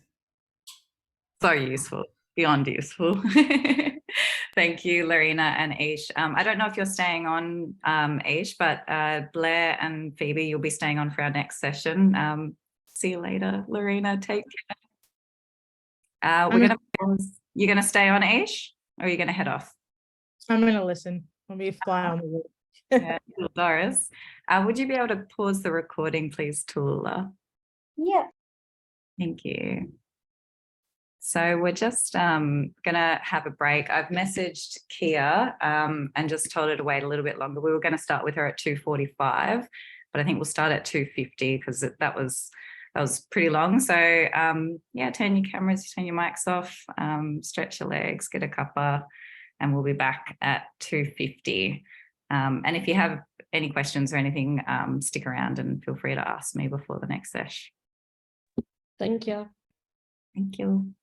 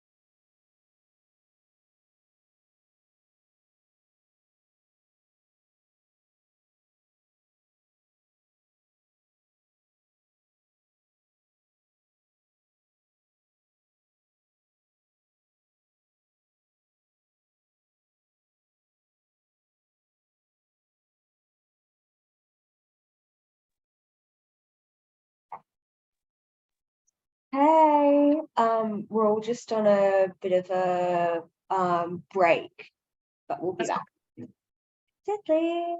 Feel free to turn your camera and stuff off if you want. Yeah, no worries, thanks. You.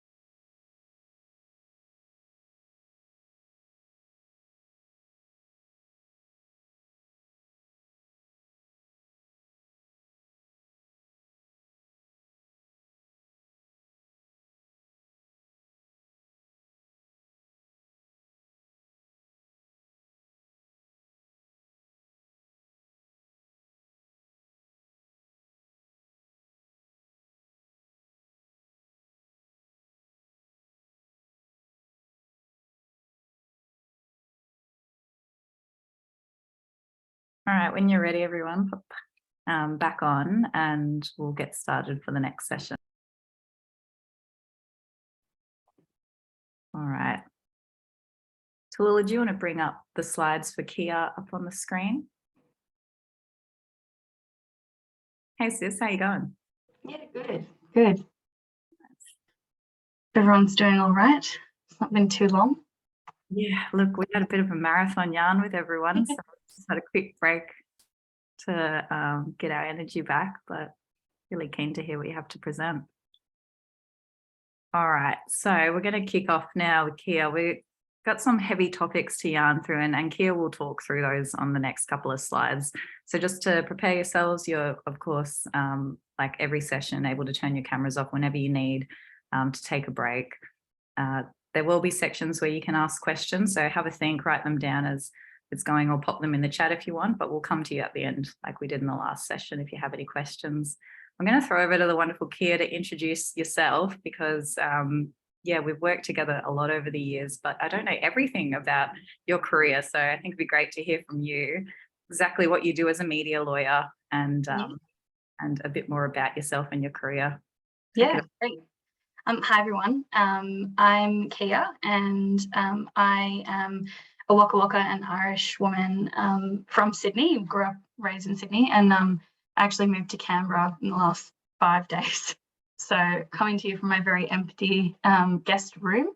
But yeah, like Rach said, I'm a media and entertainment lawyer, and I didn't know that I wanted to be that until I did a little cadetship at SBS. I got to work a lot with NITV in that, and ultimately decided that practicing law was actually fun. I didn't think that it would be. I wanted to drop out of uni, and then got this role and have loved it ever since. So I've been doing this since 2019. So that's when I was admitted. And I've worked on some really cool stuff. So I recently did Incarceration Nation. I did Barraville Murders. I just did the docuseries Asking for It. There's a lot of really strong, really legally risky factual content that I've done. I've also worked a lot with Living Black. So it's really a really interesting job to do, and just helping storytellers and content makers tell stories in a way that protects them and protects the people that they're telling stories for and about. That was one of the things that we found in working with Living Black, because you have to have that trust. And I know Rach knows all about that, and I'm sure a lot of you do as well. When you have trust with your source, in particular, even if it's a family member or a friend or some other kin that you've got, it's important that you get it right, and that includes legally. So the session we're doing today is going to talk about identifying legal risks when you're making content. So we'll go through a few things, and Tallulah, we can move to the next couple of slides. I've got broken it up into sections. So we've got section 1, which is just telling you what the risks are. 2, we'll go into defamation, and 3, we'll go into contempt. And then we've got a little hypothetical at the end.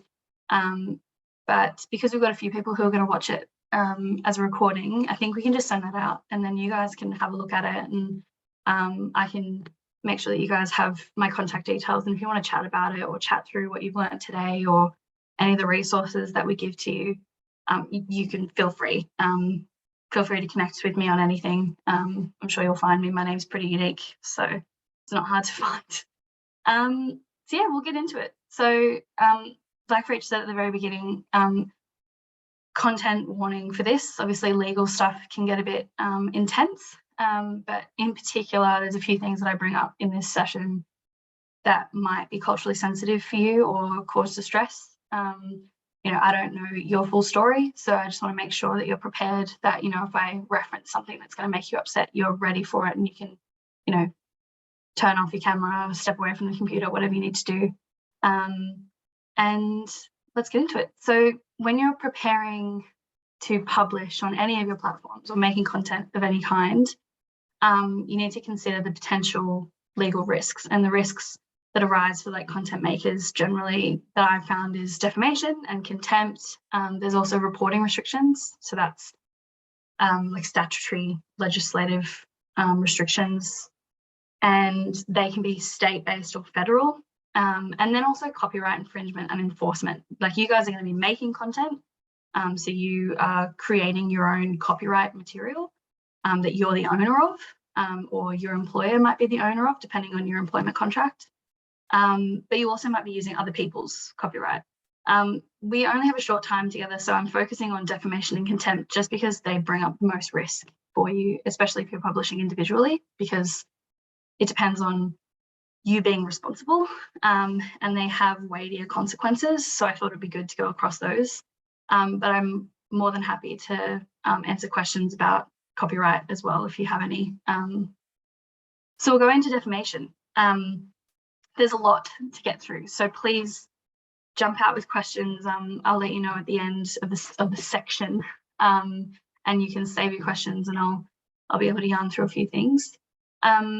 So I'm going to go through defamation 101, and I'm going to go through a few different things because there's elements of defamation. They can get a bit tricky.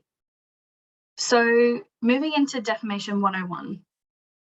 Material is defamatory if it identifies someone and it conveys a meaning which lowers someone's reputation in the eyes of the ordinary reasonable person, which is just a legal way of saying, your average Joe. It's not a person who necessarily holds the person you defamed in high regard. They're not sitting on their high horse. They're just your average person on the street. Would that make them think less of the person you've identified? And it's published. That's the three main things.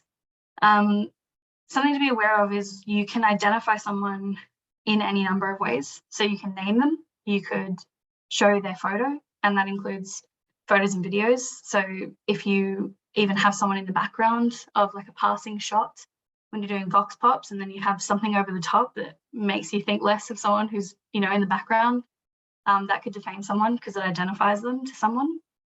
You could use a grab of their voice if their voice is distinct or clearly identifiable. You could refer to them indirectly. So through characteristics or traits, like if I just reference my mother, like a 49-year-old woman living in Lane Cove who's worked as a teacher for 20 years did X, right? A lot of people would probably know that that's my mum if they knew her generally. And you can do it as part of a small group as well. So one of the concerns that we had when the Christian Porter allegations came out was people were using a member of the Liberal Party leadership or something along those lines. And we were all like, that kind of is a narrow pool, especially when you have the year of the offence as well, because we could all kind of, you know, chart how old many of them were and how old a lot of them would have been at that camp and things like that, and kind of figure out who it was. The other thing that I found with identification is I've actually done a story for NITV before, and it was one of my first years practicing, and it was someone was identified through their tattoos.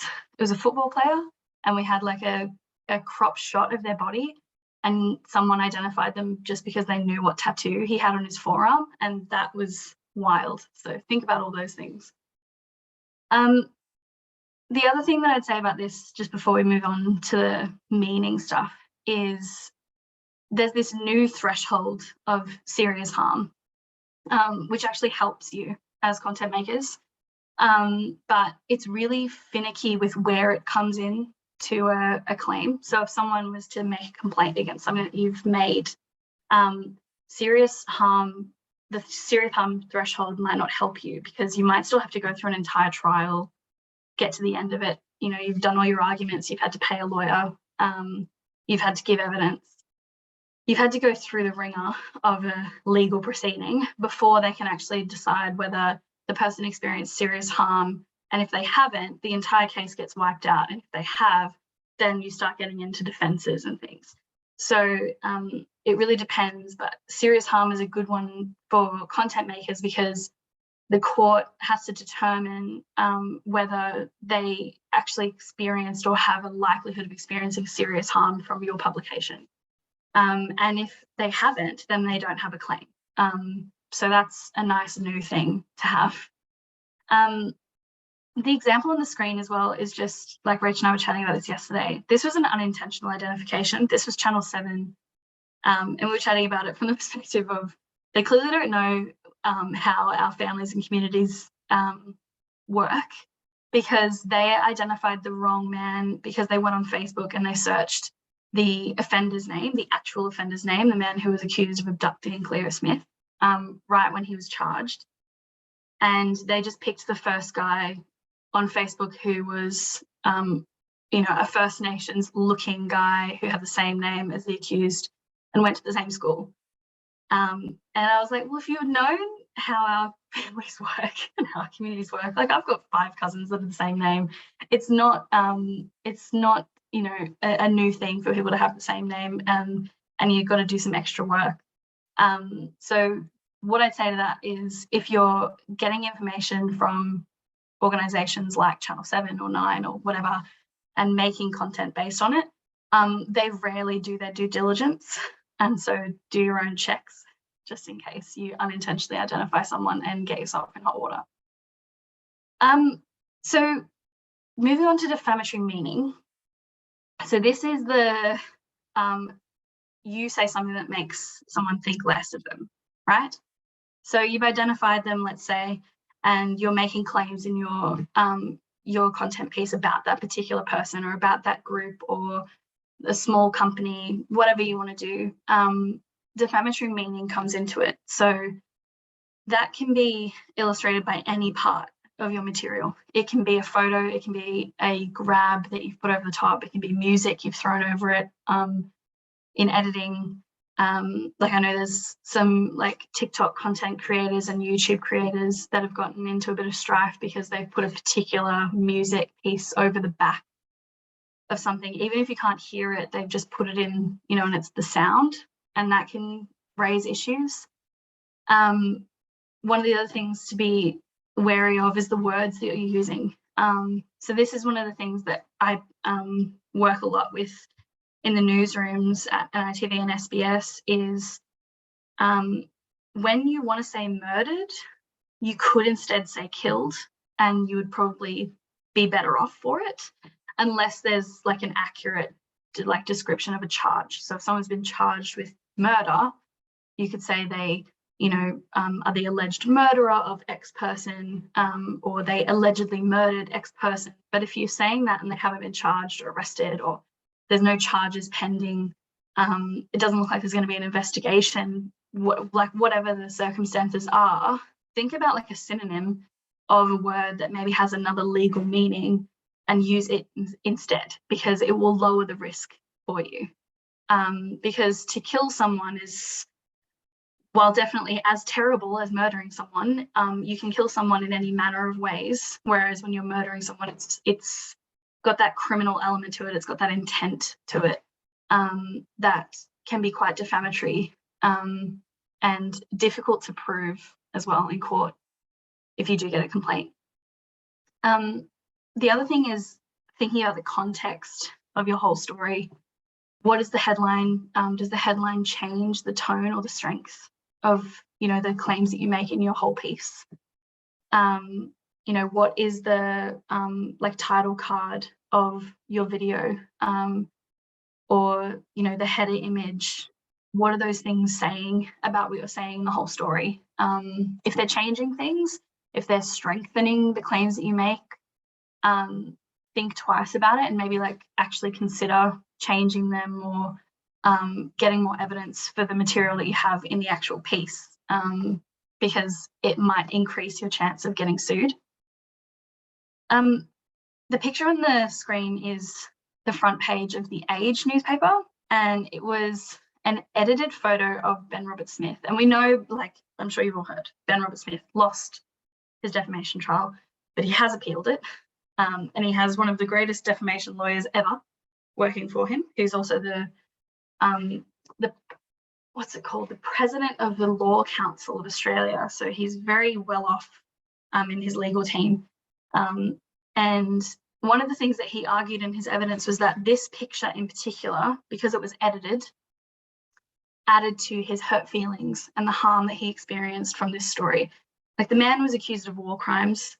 He was accused of murdering people while, you know, on serving in Afghanistan.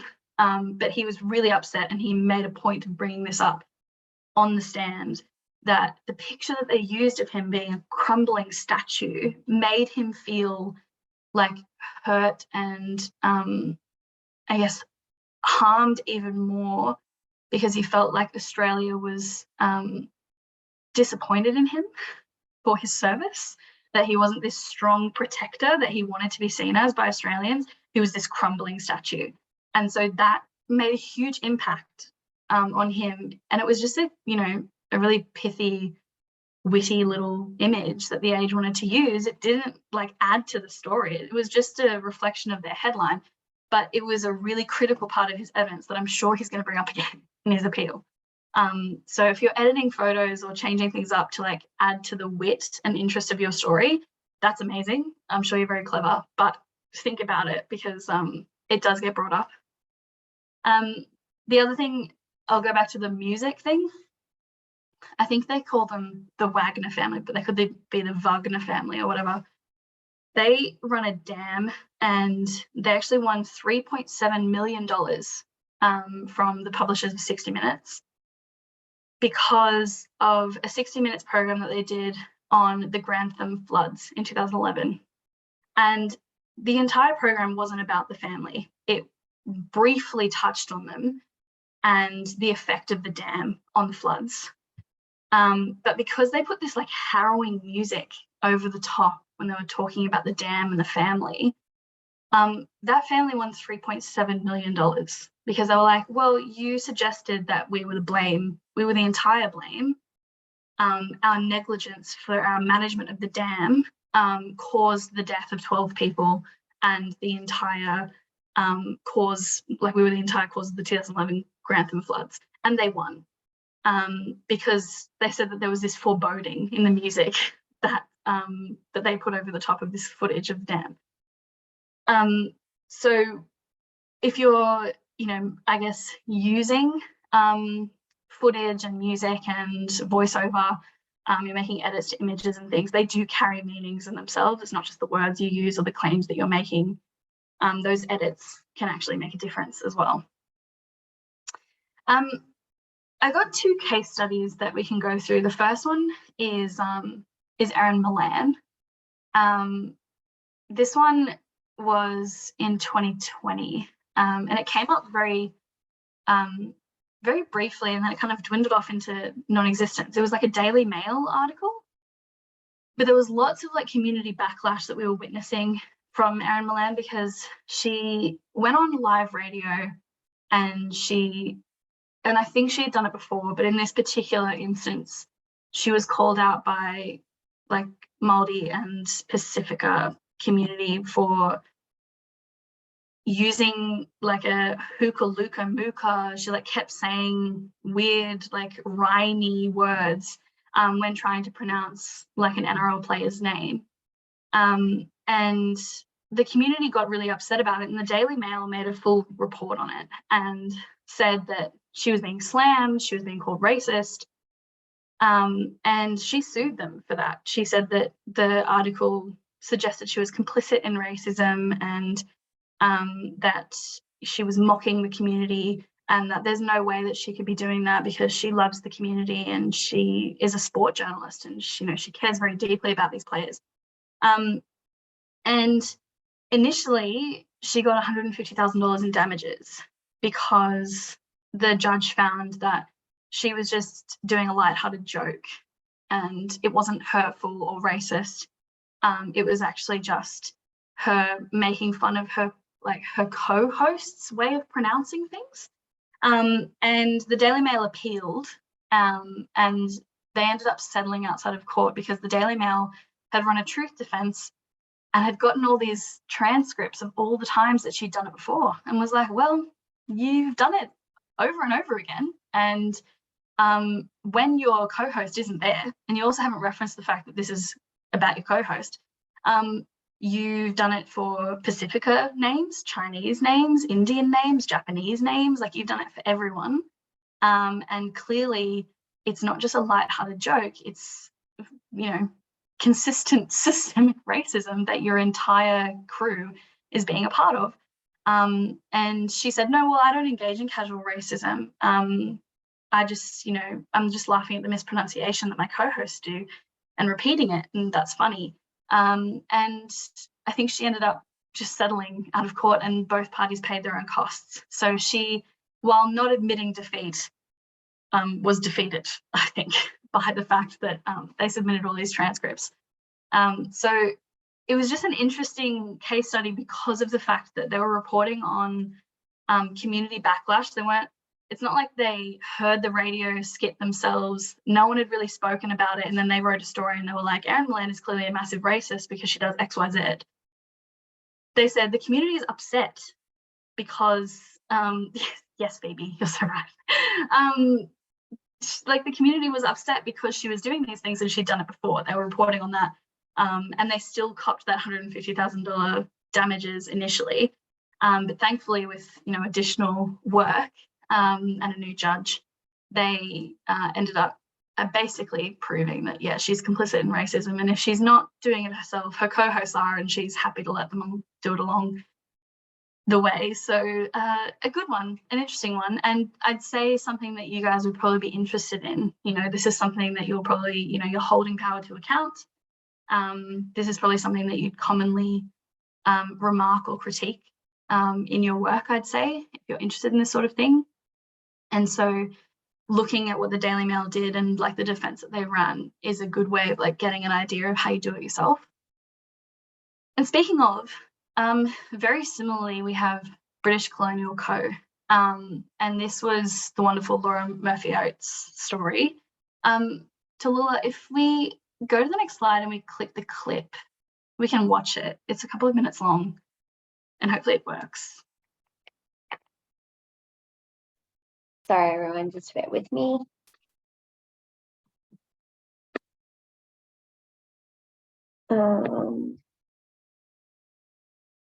Just a side note, I just find it so interesting when people do take publishers to court for defamation and they've been accused of being a racist and then they end up being proven to be a racist through the proceedings. It's just so interesting to me what mindset you have to be in to take that through the courts, knowing you're going to be dragged out all this stuff. Like you. I know it was the same with I was really shocked when Christian Porter sued the ABC, because I know a lot of the ABC lawyers and I know a lot of the ABC journos, and they, you know, check everything, especially for something like that. So that's what I Just want to double check. Sorry, can you all see the screen? yes. Deadly. And just going to check, can you hear this when I press play? Oh, hello there. Can everyone hear? Yep, I can. Yeah.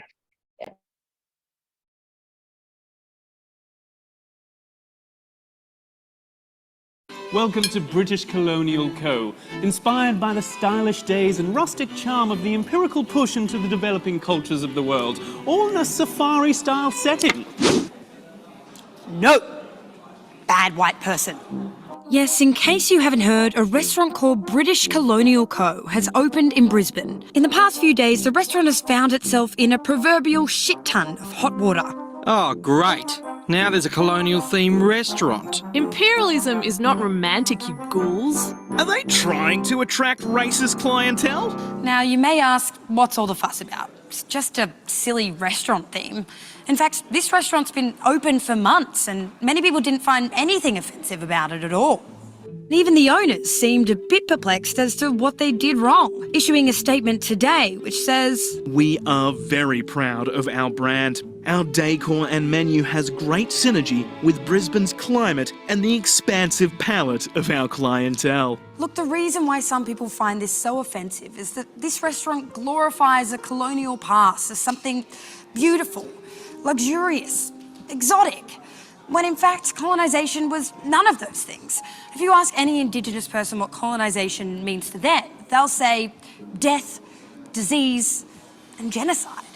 Even by the most conservative estimates, hundreds of thousands of Indigenous people died in vicious and bloody battles from 1788 right up to the 1930s. So people living today had grandparents who were killed. They're called the Frontier Wars. Look them up. Now, some people may say that's all in the past. That's all in the past. But it's not. And we live in a country that systematically tries to ignore and deny that any of it even happened.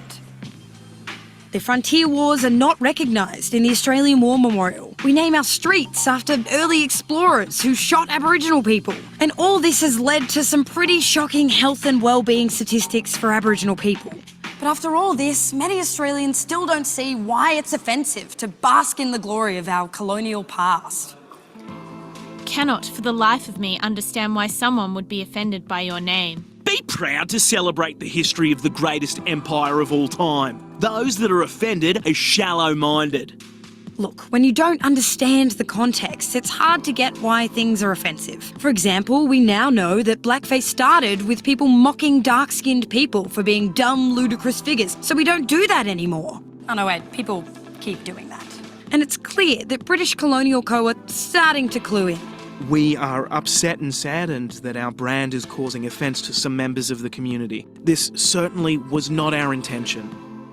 But maybe, just maybe, they could glorify something else about our country, like thousands of years of continuous culture of our First Peoples. You want that? Sure.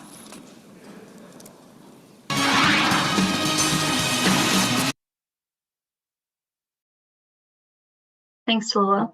So that was a feed skit in I think it was 2017. So it was before I even started at SBS that it was made. But the year that I joined the team, we got our first complaint from the owners of British Colonial Co. And they were featured in the video. Like there's a picture of them and I think it was the chef. And they first sent us this letter of demand, and they're like, oh, we want it taken down and we want you to publish an apology on the SBS website. And they made a complaint through the Ombudsman, which is like a codes complaint. So they were saying we were inaccurate. And the Ombudsman, I think, ended up finding that it wasn't inaccurate and that it was a very balanced report. And then they ended up suing us for defamation. So they closed down in 2017, and I think they sued us in 2018 or 2019. So the restaurant had already closed. They had already opened another restaurant with a totally different name, but very similar aesthetic. And they said that we had defamed them because we said that they glorified and ignore and deny a period of Australia's history where thousands of First Nations people died in vicious and bloody battles. And we said, well, yeah. We were thinking about running the truth defense, but then we actually watched the footage and we read the script that Laura had put together, and we decided to run an honest opinion defense, which is a full defense to defamation. And we said that it was the honest opinion of Laura Murphy Oates herself, because she had this really strong perspective, and she had put her identity and her own lived experience into crafting the story. And it was really strengthened, like that defense was strengthened by the conduct of the feed team and Laura herself, because in preparing that report and preparing the script and everything, like we saw all the work that she put into it. She had found and referenced all of these online responses, like good and bad, people that were agreeing with the restaurant, people that weren't. She referenced 2 public statements by the owners, Angela and Mark. She sought comment from them. They didn't reply. They said that, there's 2 public statements already, use those.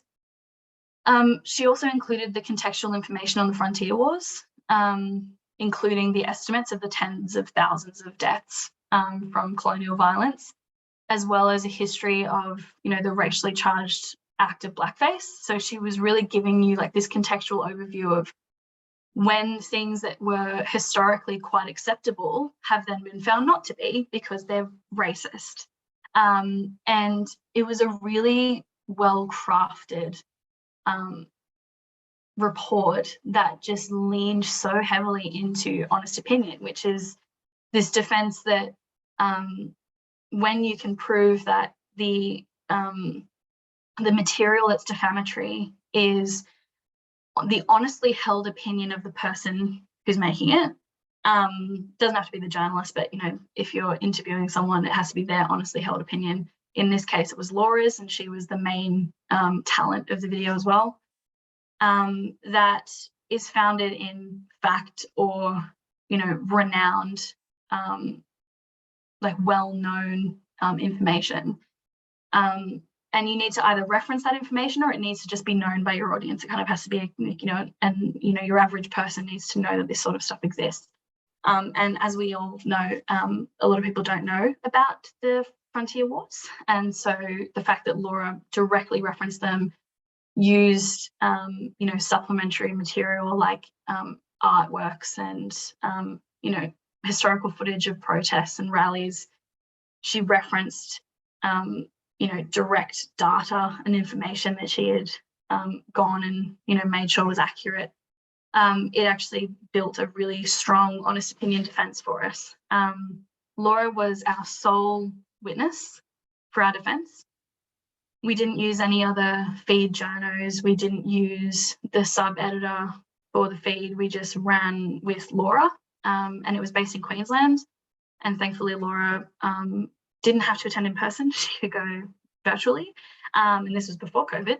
And she herself said that like the segment was made, she made it to educate people and to express her opinion about the appropriateness of using colonial themes, considering how dark the history of colonisation is in Australia and the way that it impacts First Nations people to this very day. Like it's not something that First Nations people actively celebrate. I don't think that a single First Nations person would host a birthday party at that restaurant, let's be real. And if they were attending, it probably wouldn't be because they booked the table themselves. It would be because someone invited them there. So it was a really important thing for SBS in particular. Like I remember the whole team talking about it, of how well Laura had done, but also how important her identity and her perspective was for this story and for the defence. We ended up winning. We didn't have to run the defence because the jury in Queensland, in the Queensland defamation trial, found that the story wasn't defamatory before we even had to run our defences. They looked at Angela and Mark and said, all of it is true and none of it is defamatory. So you can just, go back to your new, I think it was like an Indian themed colonial restaurant called something different in another part of Queensland. And they were sent packing, and we all walked away really happy with the defense that we prepared, but, also happy that Laura didn't really have to, I think she did an initial evidence, but she didn't have to be cross-examined or anything. And, we all walked away much happier. That's it for defamation, unless anyone has any questions. I'm happy to take some questions now before we get into contempt, because that is all the more fun. Defamation is really fun stuff. Thanks, Kia. That's been so interesting so far. Blair and Phoebe, do you have any questions before we move on? No, I mean, it's very interesting to listen to, because I've been doing a law degree for 6 years, and so this is bringing back so much first year defamation lectures. So I'm enjoying this so much. Good, I'm glad. All right, well then we can go into contempt. So again, like defamation, I've done like this 101. So not to scare you, contempt is a serious legal offence. It carries pretty big fines and custodial sentences, though I haven't heard of any journos going to jail for it yet. I've just heard of fines so far, but they're large and would bankrupt me, that's for sure. So contempt charges can be brought against you if you're responsible for a publication of material that has a real and definite tendency to prejudice proceedings. If you're publishing independently, you're likely going to be responsible. Some of the examples that I know of people being charged with contempt, it's been like the journo and then their editor, like their managing editor, and sometimes like a director of the organisation that's published it as well, kind of gets looped into it. They've also done like entire news organisations, like with Pell, they charged like, I think it was like 36 journos and editors, and then also like the publishers as corporations. So they're not afraid to tie you down to offences in this space, that's for sure. And you kind of have to go to the court with your tail between your legs and be like, I'm really sorry, please don't, please don't fine me large amounts of money. Just quietly, SBS had to do this once, and I was the one had to attend court with one of our senior legal counsel with my tail between my legs and say, promise that this wasn't intentional. And the judge laughed at us quite literally and was like, this is a very serious issue. And I was like, I'm aware of that. Please don't yell at me. And we ended up being okay, but it was purely because it wasn't an intentional breach. It was a technical, like it was sitting in a Google cache, and someone found it, and it was, we had taken it down, but it hadn't been cleared from a cache yet, and it was very technical, and the judge had no idea what we were talking about. So it does happen, and I myself have been in the position of going to the judge and begging not to be charged, and it's not fun. So this in particular is important to be aware of. This little timeline that's on the screen is really good to like keep in your mind. It's the sub judice period. So the red sections of this timeline are when sub judice contempt applies, and that's when you have to be particularly careful. You need to know when you're in that red zone if you want to talk about a court case, because there's lots of different consequences, not just being charged with contempt, but you can abort entire trials. You can delay trials and delay justice. So it's really important to know where you're at in particular proceedings if you're interested in talking about them in any way. And court proceedings don't just have to be criminal. Like the one I was referring to that I had to go to the court for was a family court proceeding. So that was just like orders over like children's care. You can also be involved in this sub judice period for like coronial inquests, royal commissions, civil cases like defamation trials and things, because sub judice just means under a judge or before a judge. And that includes a jury. So if you've got like a trier of fact, someone is sitting deciding the facts of this case, you can kind of expect that sub judice will apply to it. So sub judice starts as soon as person X is arrested or charged, or, you know, in the case of any of those other types of court proceedings, or like when it commences, and will continue until they're sentenced or they're acquitted. And then there's like not a sub judice period, but if you're kind of expecting them to appeal, so like with Ben Robert Smith, there was a sub judice period over his whole trial, and then everyone knew he was going to appeal, and so you're going to be kind of careful.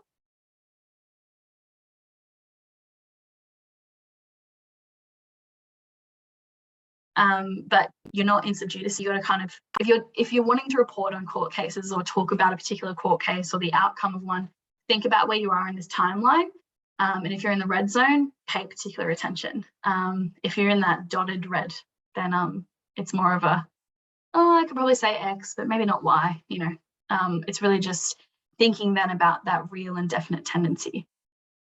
So to talk about real and definite tendency, this is a particular test that I've only recently been acquainted with because of the show asking for it. My dog's getting very excited that there's someone home. And it's because I was working on the show asking for it, and I had to become intimately aware of real and definite tendency to prejudice was, because I became aware of an active legal proceeding against a person we featured in the show. I can't say much because I'm bound by a court order, but I had a lot of clips of this person in the show, and I knew that they were facing new charges. And so I had to be really careful, because if the show was delayed or it was rebroadcast or it was sitting up online for anyone to watch for the rest of time and their court proceeding happened, I could prejudice the proceeding with what I include in the show.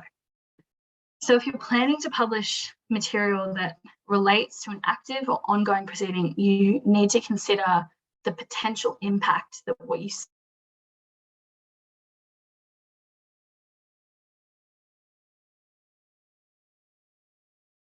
consequence to the person responsible for the publication is that you could delay or abort the administration of justice. And that's kind of irreconcilable.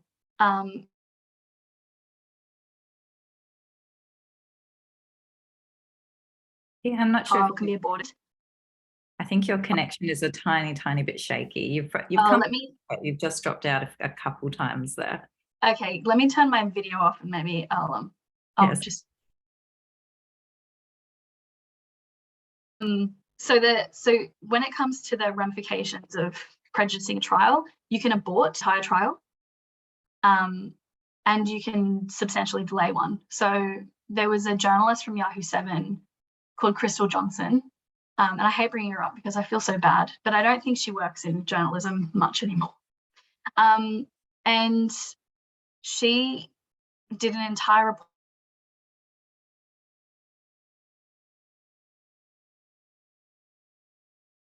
at 7 p.m. So she was on a trial that had happened that day about a man who was charged with the I think it was just the death of his partner. I don't think it was murder. I think it might have been manslaughter or assault occasioning death. But she went on to the couple's Facebook pages and found posts from the victim who had said in Facebook posts all over, oh, this man's eventually going to kill me, and why is love so painful, and things like that. And she included that in her story about what had happened in court that day.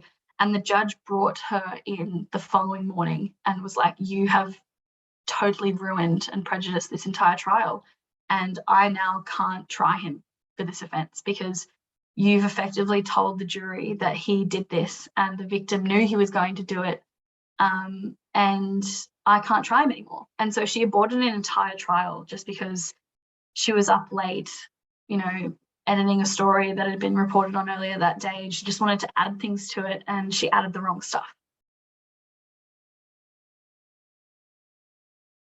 And I might jump in there as well, Kish. I don't know if you can still hear.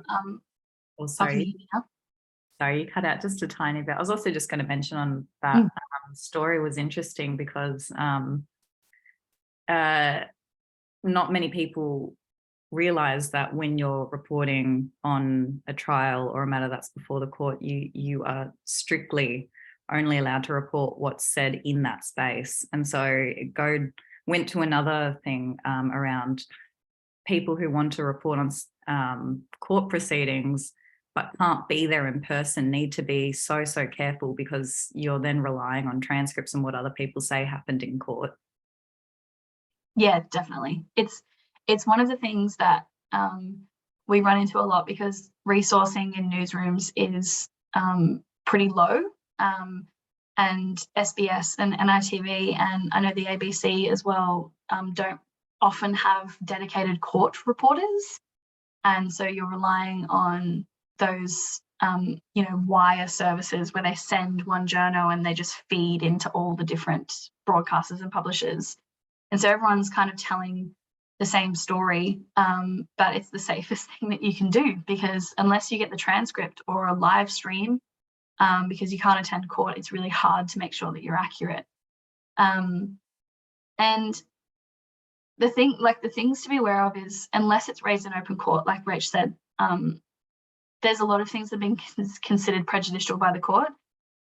References to prior convictions, like Darren Hinch had a radio show in I think it was the 80s, and he referred to prior charges against this minister who had recently been charged with assaulting a young girl, and the court held him in contempt because they said that the radio broadcast showed previous reprehensible conduct on the account of the minister, and so it was going to be difficult for them to find a jury that wasn't prejudiced against him. Allegations of guilt or innocence, so that happens a lot when you're talking with community, and maybe they are referencing the fact that this person is guilty and they want them to go to jail forever. If the trial is being prejudged by family or community of a victim, it's obviously going to make any jury member think terribly of the person who's on the stand, and will likely sway their judgment. And so you have to be careful in that as well. Allegations of incompetence and bias, something else that comes up a bit. That came up in some recent court proceedings that I was across, where sentences weren't long enough, which I agreed with totally, but it's difficult when you're saying that a judge has imposed a really short sentence because of their bias, when they're also ruling over particular elements of the trial still, because it's still active. And if you do that, it's going to make everyone prejudiced against the administration of justice and the court system, and it will make it difficult for them to do their jobs. So that's another type of contempt that you have to be difficult, that can be difficult to deal with, because it's something that you so clearly want to talk about, and it's something that is kind of timely, and it doesn't make sense to talk about it long after a trial has ended, because what you're reporting on could impact on the outcome, right? But that's exactly why you can't say it, because if it impacts on the outcome, the trial could be aborted entirely, rather than it being something that someone could appeal on. If they could show some apprehension of bias from a judge, because the accused is, an Indigenous man and the judge is a you know, non-Indigenous person, a white judge that only has white friends. And that's definitely something that someone could appeal on. And if you talk about it in your report, you could just totally obliterate that chance. And so if you're reporting in that sub judice period, you've got to be really careful. The other thing that I wanted to bring up here was when preparing for the Zachary Rolfe trial, and Rach was, you know, doing this with me as well, and I was doing it with a few other NITV journos when the trial finally came around because it kept getting delayed. And like my deepest fear was that it was going to be aborted because we would say the wrong thing. And I know that, you know, I was chatting to Rach yesterday and the community were being told the same thing by like the criminal prosecutor. You know, the prosecutor was saying, don't talk to the media about X and don't say this and don't say that because, you know, what you say could be really impactful on the judgment and the trial. But it's really not up to the community to kind of censor what they want to say. It's up to the people who are responsible for what's going to air and what's being published to think before they throw anything up. You know, they have to think about what could prejudice the trial and what impact that would inevitably have. You know, if we got it wrong, then the monumental trial that was the Zachary Rolfe trial and the charges that were made against him, if they were aborted, it would have been terrible. And obviously it didn't have the outcome that we all wanted it to have, but it still happened. And that was enough. You know, it went ahead, and that in itself was this historical moment. And if we had gone ahead with a lot of the publications and a lot of the grabs that people, I'm sure, were getting from community, that could have been jeopardized. And so that's something that you need to be careful with and, you know, take some additional care and caution with, is think about what's going to deliver more justice and what's going to be more valuable. Is it your report that shows, you know, the hurt and the pain that the community is experiencing or really demonstrates their perspective? Or is it the trial going ahead? Because that could ultimately be the outcome, like the trial being aborted in its entirety. And that was the same with asking for it. Like the person who I had in the program, their initial trial hadn't gone the way many across the entire Australian community wanted. And if including them in the program jeopardized the possibility of a new trial for them, I didn't want that to happen. Like it wasn't impactful enough for, if the risk was too high, for me to say to the, you know, the producers of the show, oh yeah, you can keep them in because it's a possibility, but you know, it's not 100% going to happen. Because if it was a high likelihood that that trial won't happen because of what we say, I wouldn't take that chance. We'll move on to the nature of the material. I just want to bring up, this is a more difficult part because I reference a few recent deaths. So just take care of yourself. If you want to step away, then do that. This just goes into like the nature of the material and the circumstances existing at the time, because the tendency of a publication to interfere with a trial is determined by considering what the material is and what circumstances and context it's going into. And this was just, I guess it's an example for you of what working with a media lawyer could be like. So if, you know, you move into a freelance space as a content creator or a journo, and when you start working in a newsroom or something, you might work with a media lawyer like me or similar to me. And I just thought I'd go through like what I did when we heard about the death of Cassius Turvey. So like a few days after the attack that had, you know, rendered him hospitalized, we were kind of thinking about, you know, how we could report on it, because I don't think that anyone had been charged yet, because they hadn't been able to find anyone and there was investigations were ongoing. But then a few days after his death, a few people were charged. And so the sub judice period commenced. So we were able to report on a few different things while he was hospitalized. You know, we were speaking to his mother and, his aunts and a few other people from the Noongar community. But then as soon as people had been charged, we had to be more cautious because of that sub judice period starting and contempt being in play. And the WA police had come out and said that they were investigating allegations that racial slurs were used during the attack, but they made clear, like they quite literally said explicitly, they're not speculating about any reasons for the alleged murder.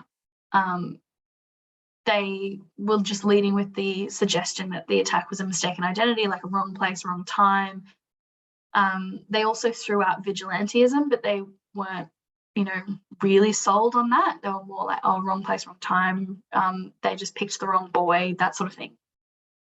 And Noongar community leaders were really disheartened and upset by that. And they were being interviewed by some NITV journos, and they said that the police are downplaying it, that they're downplaying that the attack is racially motivated. And when I was on news that day, when that came out, and I got the story through to review, and I walked down to the newsroom and I just said, I want to immediately apologize because I don't think I'm going to be able to let a lot of this through. And if you want it to go through, you're going to have to upwardly refer it, and it's going to have to keep going up the chain until someone says 100% we'll take the risk, or no, we can't take that risk of being charged with contempt. And I walked down into the newsroom knowing the following things. So I knew that several people had been charged, and I knew that the sub judice period had commenced, right? And so I knew contempt was in play, and it would therefore be in play for the journo that I was speaking to, because they're the one that's writing it, right? And so I had to think about them and what they were putting into the story.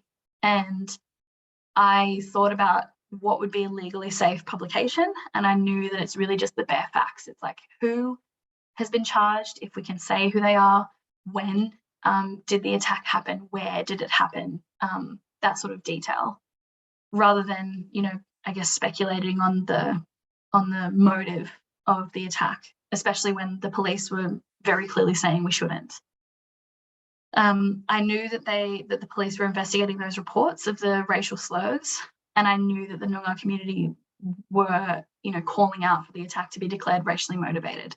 And the story had all of that detail in it. They wanted to talk about the fact that the Noongar community felt like the police were downplaying it. They wanted it to be likened to a lot of the other attacks that were being experienced in WA, but also the NT and Queensland. And I just thought about, the Zachary Rolfe example again, where it was like the worst case scenario is that these people don't go to trial. And obviously we can bring this up eventually. It's just whether we say it now. And I considered it higher because of that circumstance that I knew existed at the time, which was the police had made very clear that their investigations shouldn't infer that the attack was racially motivated, because they couldn't confirm whether racial slurs had been used. And so I said, okay, well, could you speak to the police? Like I said this to the journal, I was like, speak to the police and see if they've been charged with anything related to a hate crime or racial vilification or something similar to that, that really, we can harness to prove or support saying that it was racially motivated, or that the community is calling it that. And we confirmed that they hadn't been charged with that sort of thing. And so I ended up saying, okay, well, why don't we just separate it out? Let's separate out the discussion of the crime with, the discussion of systemic racism that creates the opportunity for people to have, to do these sorts of attacks on young, Indigenous boys and girls. Like it's, we don't have to say that the people who attacked Cassius are racists and they chanted racial slurs at him. We can instead say, Cassius's attackers have been charged with murder. And then, in another part of the article, we can say, this is not good enough, and we need to work with community and with authorities to, root out systemic racism that makes people attack young Indigenous, children and young people walking home from school because they immediately think that they're the ones that have committed a crime. If that's what the police want to run with, then we'll talk about that, you know. And the disconnection and the separation allowed us to report on that, and also discuss the historical attacks and murders of young Aboriginal people without suggesting that Cassie's case was, you know, factually linked, would result in the same criminal charges or outcome. And then about an hour later, after all of that and changing the story so much, the Prime Minister made a statement at a federal press conference labelling the crime as clearly racially motivated. And I walked back down with the newsroom and I said, run it, because if the Prime Minister is saying it, we can even just say the Prime Minister and the Noongar community leaders have declared the attack racially motivated, and the police are investigating the suggestion that racial slurs were being used. And I didn't think that it had a real or definite tendency to prejudice the proceedings of the people who had been charged with the crime because of the circumstances existing at the time. The literal Prime Minister of the entire nation has come out and said it's clearly racially motivated. These attacks of this kind are racially motivated, and we need to do something about it. And it just lowered the risk so much that it made sense to say. And it didn't make sense for me to prevent the newsroom from talking about it anymore. So that was a really interesting one that I think, you know, I guess it gives you an insight into what goes on in a newsroom when this sort of thing comes up.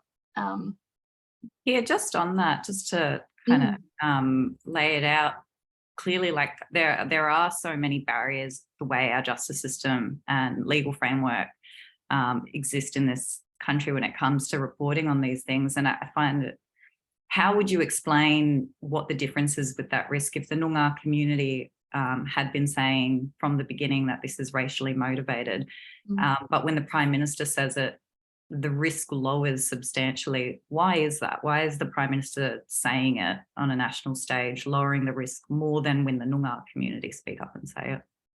Well, I think the reason that it lowered it so much was because it was, I guess, like an objective third party.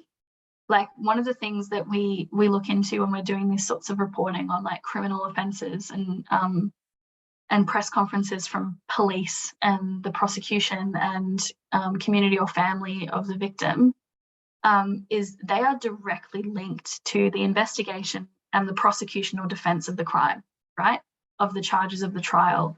And they have, I guess, a motivation for what they say, and it could be like emotionally charged. The police are particularly self-righteous, and so they say particular things that get a little bit risky sometimes. And journos will often say to me, well, the police constable said it, and you know, the chief of police or the police commissioner said X in a press conference, why can't I say it? And I'm like, well, because he probably shouldn't have said that, if I'm honest.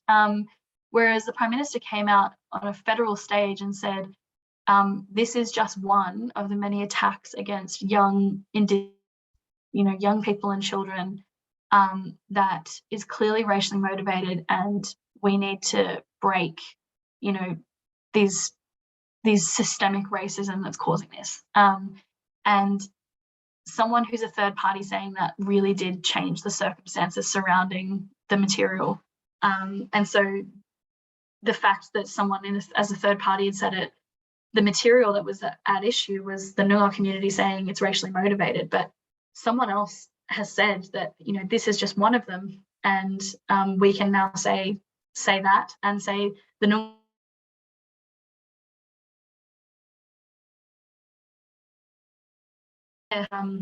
it just really changed the tendency of that material to be prejudicial. We can move on to just some simple tips that I've got. Some things about court reporting is, you know, it's just to give you an idea about, it's not just about contempt, because I know if you guys are interested in reporting on court cases or court proceedings of any kind, or royal commissions or coronial inquests or whatever, these are just some things that might help you to you know, what to think about when you're getting out there and doing it and making your content. the common themes of the safest publications I've ever seen are ones that stick to the bare facts. Those things I was talking about before, the who, the when, the what, the where. All of those publications are fair and they're accurate. So that kind of goes to Rachel's point earlier, which is, you know, you're accurately reporting on what went on that day or what was said in open court, you know, what the charges are. You know, you're being really particular and fair and accurate in your description of what those things are. So, you know, while many of the community might be calling someone a murderer, they might have only been charged with manslaughter, and you need to say that. You can't, you know, move into the higher degree of offence.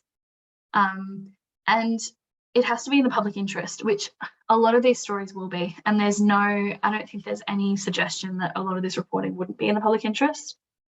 It's more, if it's not in the public interest, you know, like what someone wore to court that day, and then, you know, they went up in court that day and they said X, Y, Z.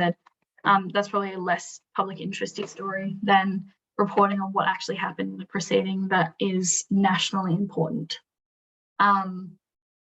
Comments that criticise the court system are higher risk than anything, and they should be avoided when connected to an ongoing court proceeding.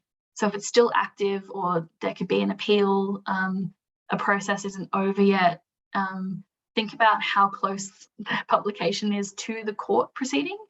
And if you've got a little bit of time between when you want to, you know, post or publish what you've made and the court proceeding ending, you're probably in a safer zone than if you're publishing really close to it or during the ongoing trial. The court makes orders all the time, and especially if you're in Victoria. If you're in Victoria, the entire state is known to media lawyers as the suppression order capital of Australia. There are more orders made there than in any other state. And so if you're reporting on something that's happened in Victoria, pay particular mind to the fact that a court order might be in place and you might not be able to say particular things or use particular photos and things like that. And the tip that I have for that is make friends with the court media officers and get on all the lists that matter for your story. So if you know that you want to tell a story about a particular court case, get on the court website and look up court media officer and just send them a really nice email, be really happy and friendly, and ask them to put you on any of their lists and to keep you updated on this particular case. And they're really helpful if you're, you know, I guess diligent and nice to them and friendly. They, you know, the one that I talked to a lot for the Zachary Rolfe trial was really amazing, and he gave us a lot of the orders before they got published to the court website, and he sent out transcripts early and links to live streams and everything, and he was really, really great. And that's because we just knew who it was before the trial had, you know, the trial dates had been set, and we contacted him and we were like, hey, we're really interested in this story and we need, you know, all the information you can give us. So that's a good tip, to get amongst them and be friends with them. For people that are making like video or audio based content, just take care if you're recording around court precincts, because there are restrictions on where you can record and what you can record, especially if you're doing like video recording or taking pictures and things. Just be careful if you've got people in the background, because you might accidentally identify someone that you can't, like a juror or a witness. And jurors can be identified because, you know, they might be on leave from work or something, and, you know, no one's meant to know that they're a juror, but then you've taken a photo of them outside a known court precinct while the trial is happening. And so that can be a problem. And if you are attending a court proceeding, which, like I said before, and Rach referenced, like it's difficult to get to court, like the resources are pretty low at the moment. But if you are going to one, like say that you're, or a live stream that's being shown for the community at a town hall or something like what was happening with the Zachary Rolfe trial, just keep in mind around like live updating, you know, like, or what was called like live tweeting. Things that are said in open court can still be suppressed after they're said. So it's just kind of a good tip is to subject yourself to about a 15-minute delay, because you know, an entire like pass from the prosecution and the defense, or, you know, the complainant and the defendant, and the judge could go on, and then the judge at the end will say, oh, do any parties like have any submissions to make about, you know, the suppression of any of the information that's just been discussed, or do we need to go into closed court or whatever? And that would give you an indication that some of the stuff that you've just heard might not be okay for publication. So if you give yourself that delay, it just kind of protects you from putting something up and then having to rip it down if they suppress it or they put an order over it, and you've already put it up on the internet for everyone to see. The next part is just hypotheticals, and we said before, like, we'll just send that out and everyone can have a chat to me about it. So if you've got any questions or you want to chat about anything, we can now. And that's it. Thank you so much, Kia. Can hop to the last slide if you want, Tallulah, at the very end there. Pop up with any questions, Phoebe and Blair, if you have them. I think it's a lot of information to digest, especially if like you never heard about defamation or contempt before, and it can seem really scary. And I think what's really important is to know that there are still ways to report the truth, to still reflect communities' aspirations and what the reality for people who are victims and survivors want to get out.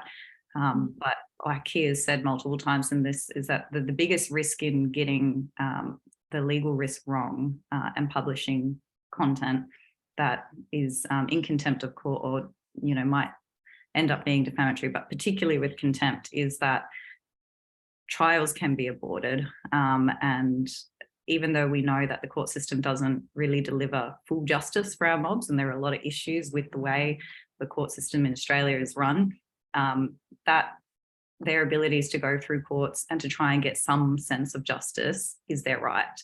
And so we have to be so careful with what we tweet, with what we say on social media, with the TikToks that we make about other communities' pain, because even if we're doing it in the best interests of that community, it can end up causing way more harm and damage in the long run. But I think what's really nice is that there are ways, you know, there are still ways that we can get this truth out, that we can be honest. You can still be critical of the system. You just maybe have to wait a little bit longer before getting that out, getting that story out. Phoebe and Blair, do you have any questions? I have a little question.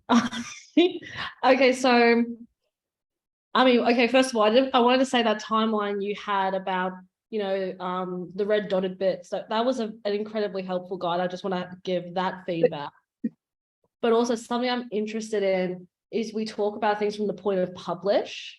And I just wonder, what is the precedent about social media as publishing? Like, is the moment, like, if I have a public profile, does the moment I share something on an Instagram story or a, you know, a little square feed post, is that a point of publish? Like, is there precedent, like, have judges actually talked about that as a point of publish? Yes, so they have. So in the Dylan Voller case, which was a defamation case, that talked about comments from users on a Facebook article. And the article itself was published by a news organization. And then the users that commented underneath it had published, you know, defamatory material underneath it in comments. So the court, I think, I don't know what the particular precedent or obiter of it was, but it was the suggestion that if it can be read by others and it's publicly available and, you know, able to be absorbed by other minds than the one that constructed it, it's published. And there's entire cases of neighbours, you know, they put up a letter in the local, you know, the main area of their unit block on the notice board, like they put a post-it note, and that's considered published. So if other people can read it, you know, it's not in your personal diary. You've sent an email, that's published. You've put a thing up on a notice board in a unit block, published. Instagram story, published. As long as like other people can read it, make their own thoughts. Okay, no, that's interesting. I mean, because like basically, you know, I talk my shit on IG, and so I was just like, oh, okay, should I actually be thinking about that a little bit better? Like, yeah, well, one of the things that, I mean, I've thought about it too, because I'm like, should I have a private Instagram story? Think about who's absorbing it, because that's another thing that's gotten people into hot water is, you know, maybe they've posted to Twitter and maybe they've only got 5 followers and one of them's their mum, but it's Twitter and everyone can read it and people can retweet it and put things on top of it. It can actually give attention that you probably initially didn't think that it would get, which might actually result in you being sued because the person that you're talking about actually sees it when you didn't think they would. But it's come up, like the neighborhood ones are really interesting as well. Like there's entire Facebook groups where people have sued over a comment where someone said, "Oh, she stole my dog," and they got sued for that, and it was just a comment on Facebook, like a closed Facebook group. So there's all sorts that comes up. And it's like that threshold as well. It's less risky though, isn't it, Kia, when you are publishing to your private social media or social media that might be public but that you don't share with other people? Because I mean, you probably do come across those who just want to sue anyone for defamation, but they're not always going to come across your content, and they're probably less interested in suing individuals who are posting to social media than they are media organizations.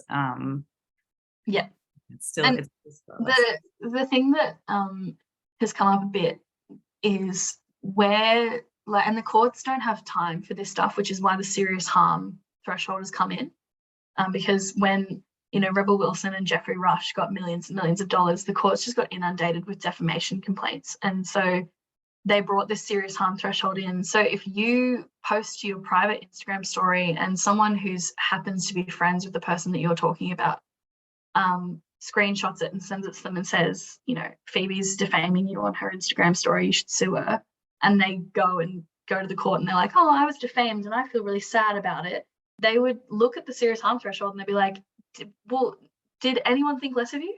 Like, your friend saw it, but your friend is your friend and they didn't think less of you. What harm did you experience because of Phoebe's private Instagram story? Please tell me. And they would have to prove it, and they probably couldn't. So that's where this thing comes in, you know, the notice board. Who could have possibly seen it? Who actually looks at the notice board and they unit block? Probably no one. So that's where that kind of thing comes up. And if you're on like TikTok or Twitter, you know, some of the platforms where you are more likely to get viewers and watchers, then you just apply that same thinking that Laura did with her story. You know, am I backing up everything I say with facts? Because you can rely on that truth defense. You know, if what you are saying is true and you can back it up, then you might be at risk of being sued, but your ability to fight that and be successful is higher.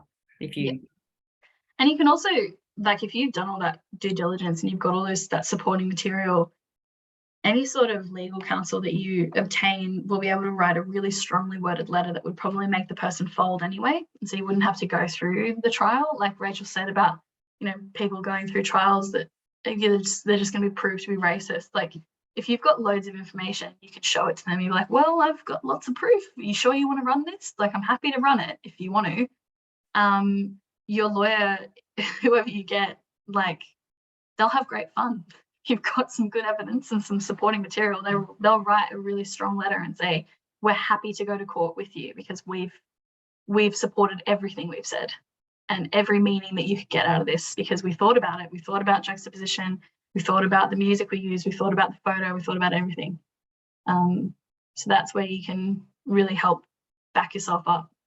And you talked about this recently with another yarn. I can't remember who it was, but in an opinion piece you were editing, they called somebody racist, but they just didn't. The one thing they were lacking was just one instance from that person's history. Maybe it was Pauline Hanson.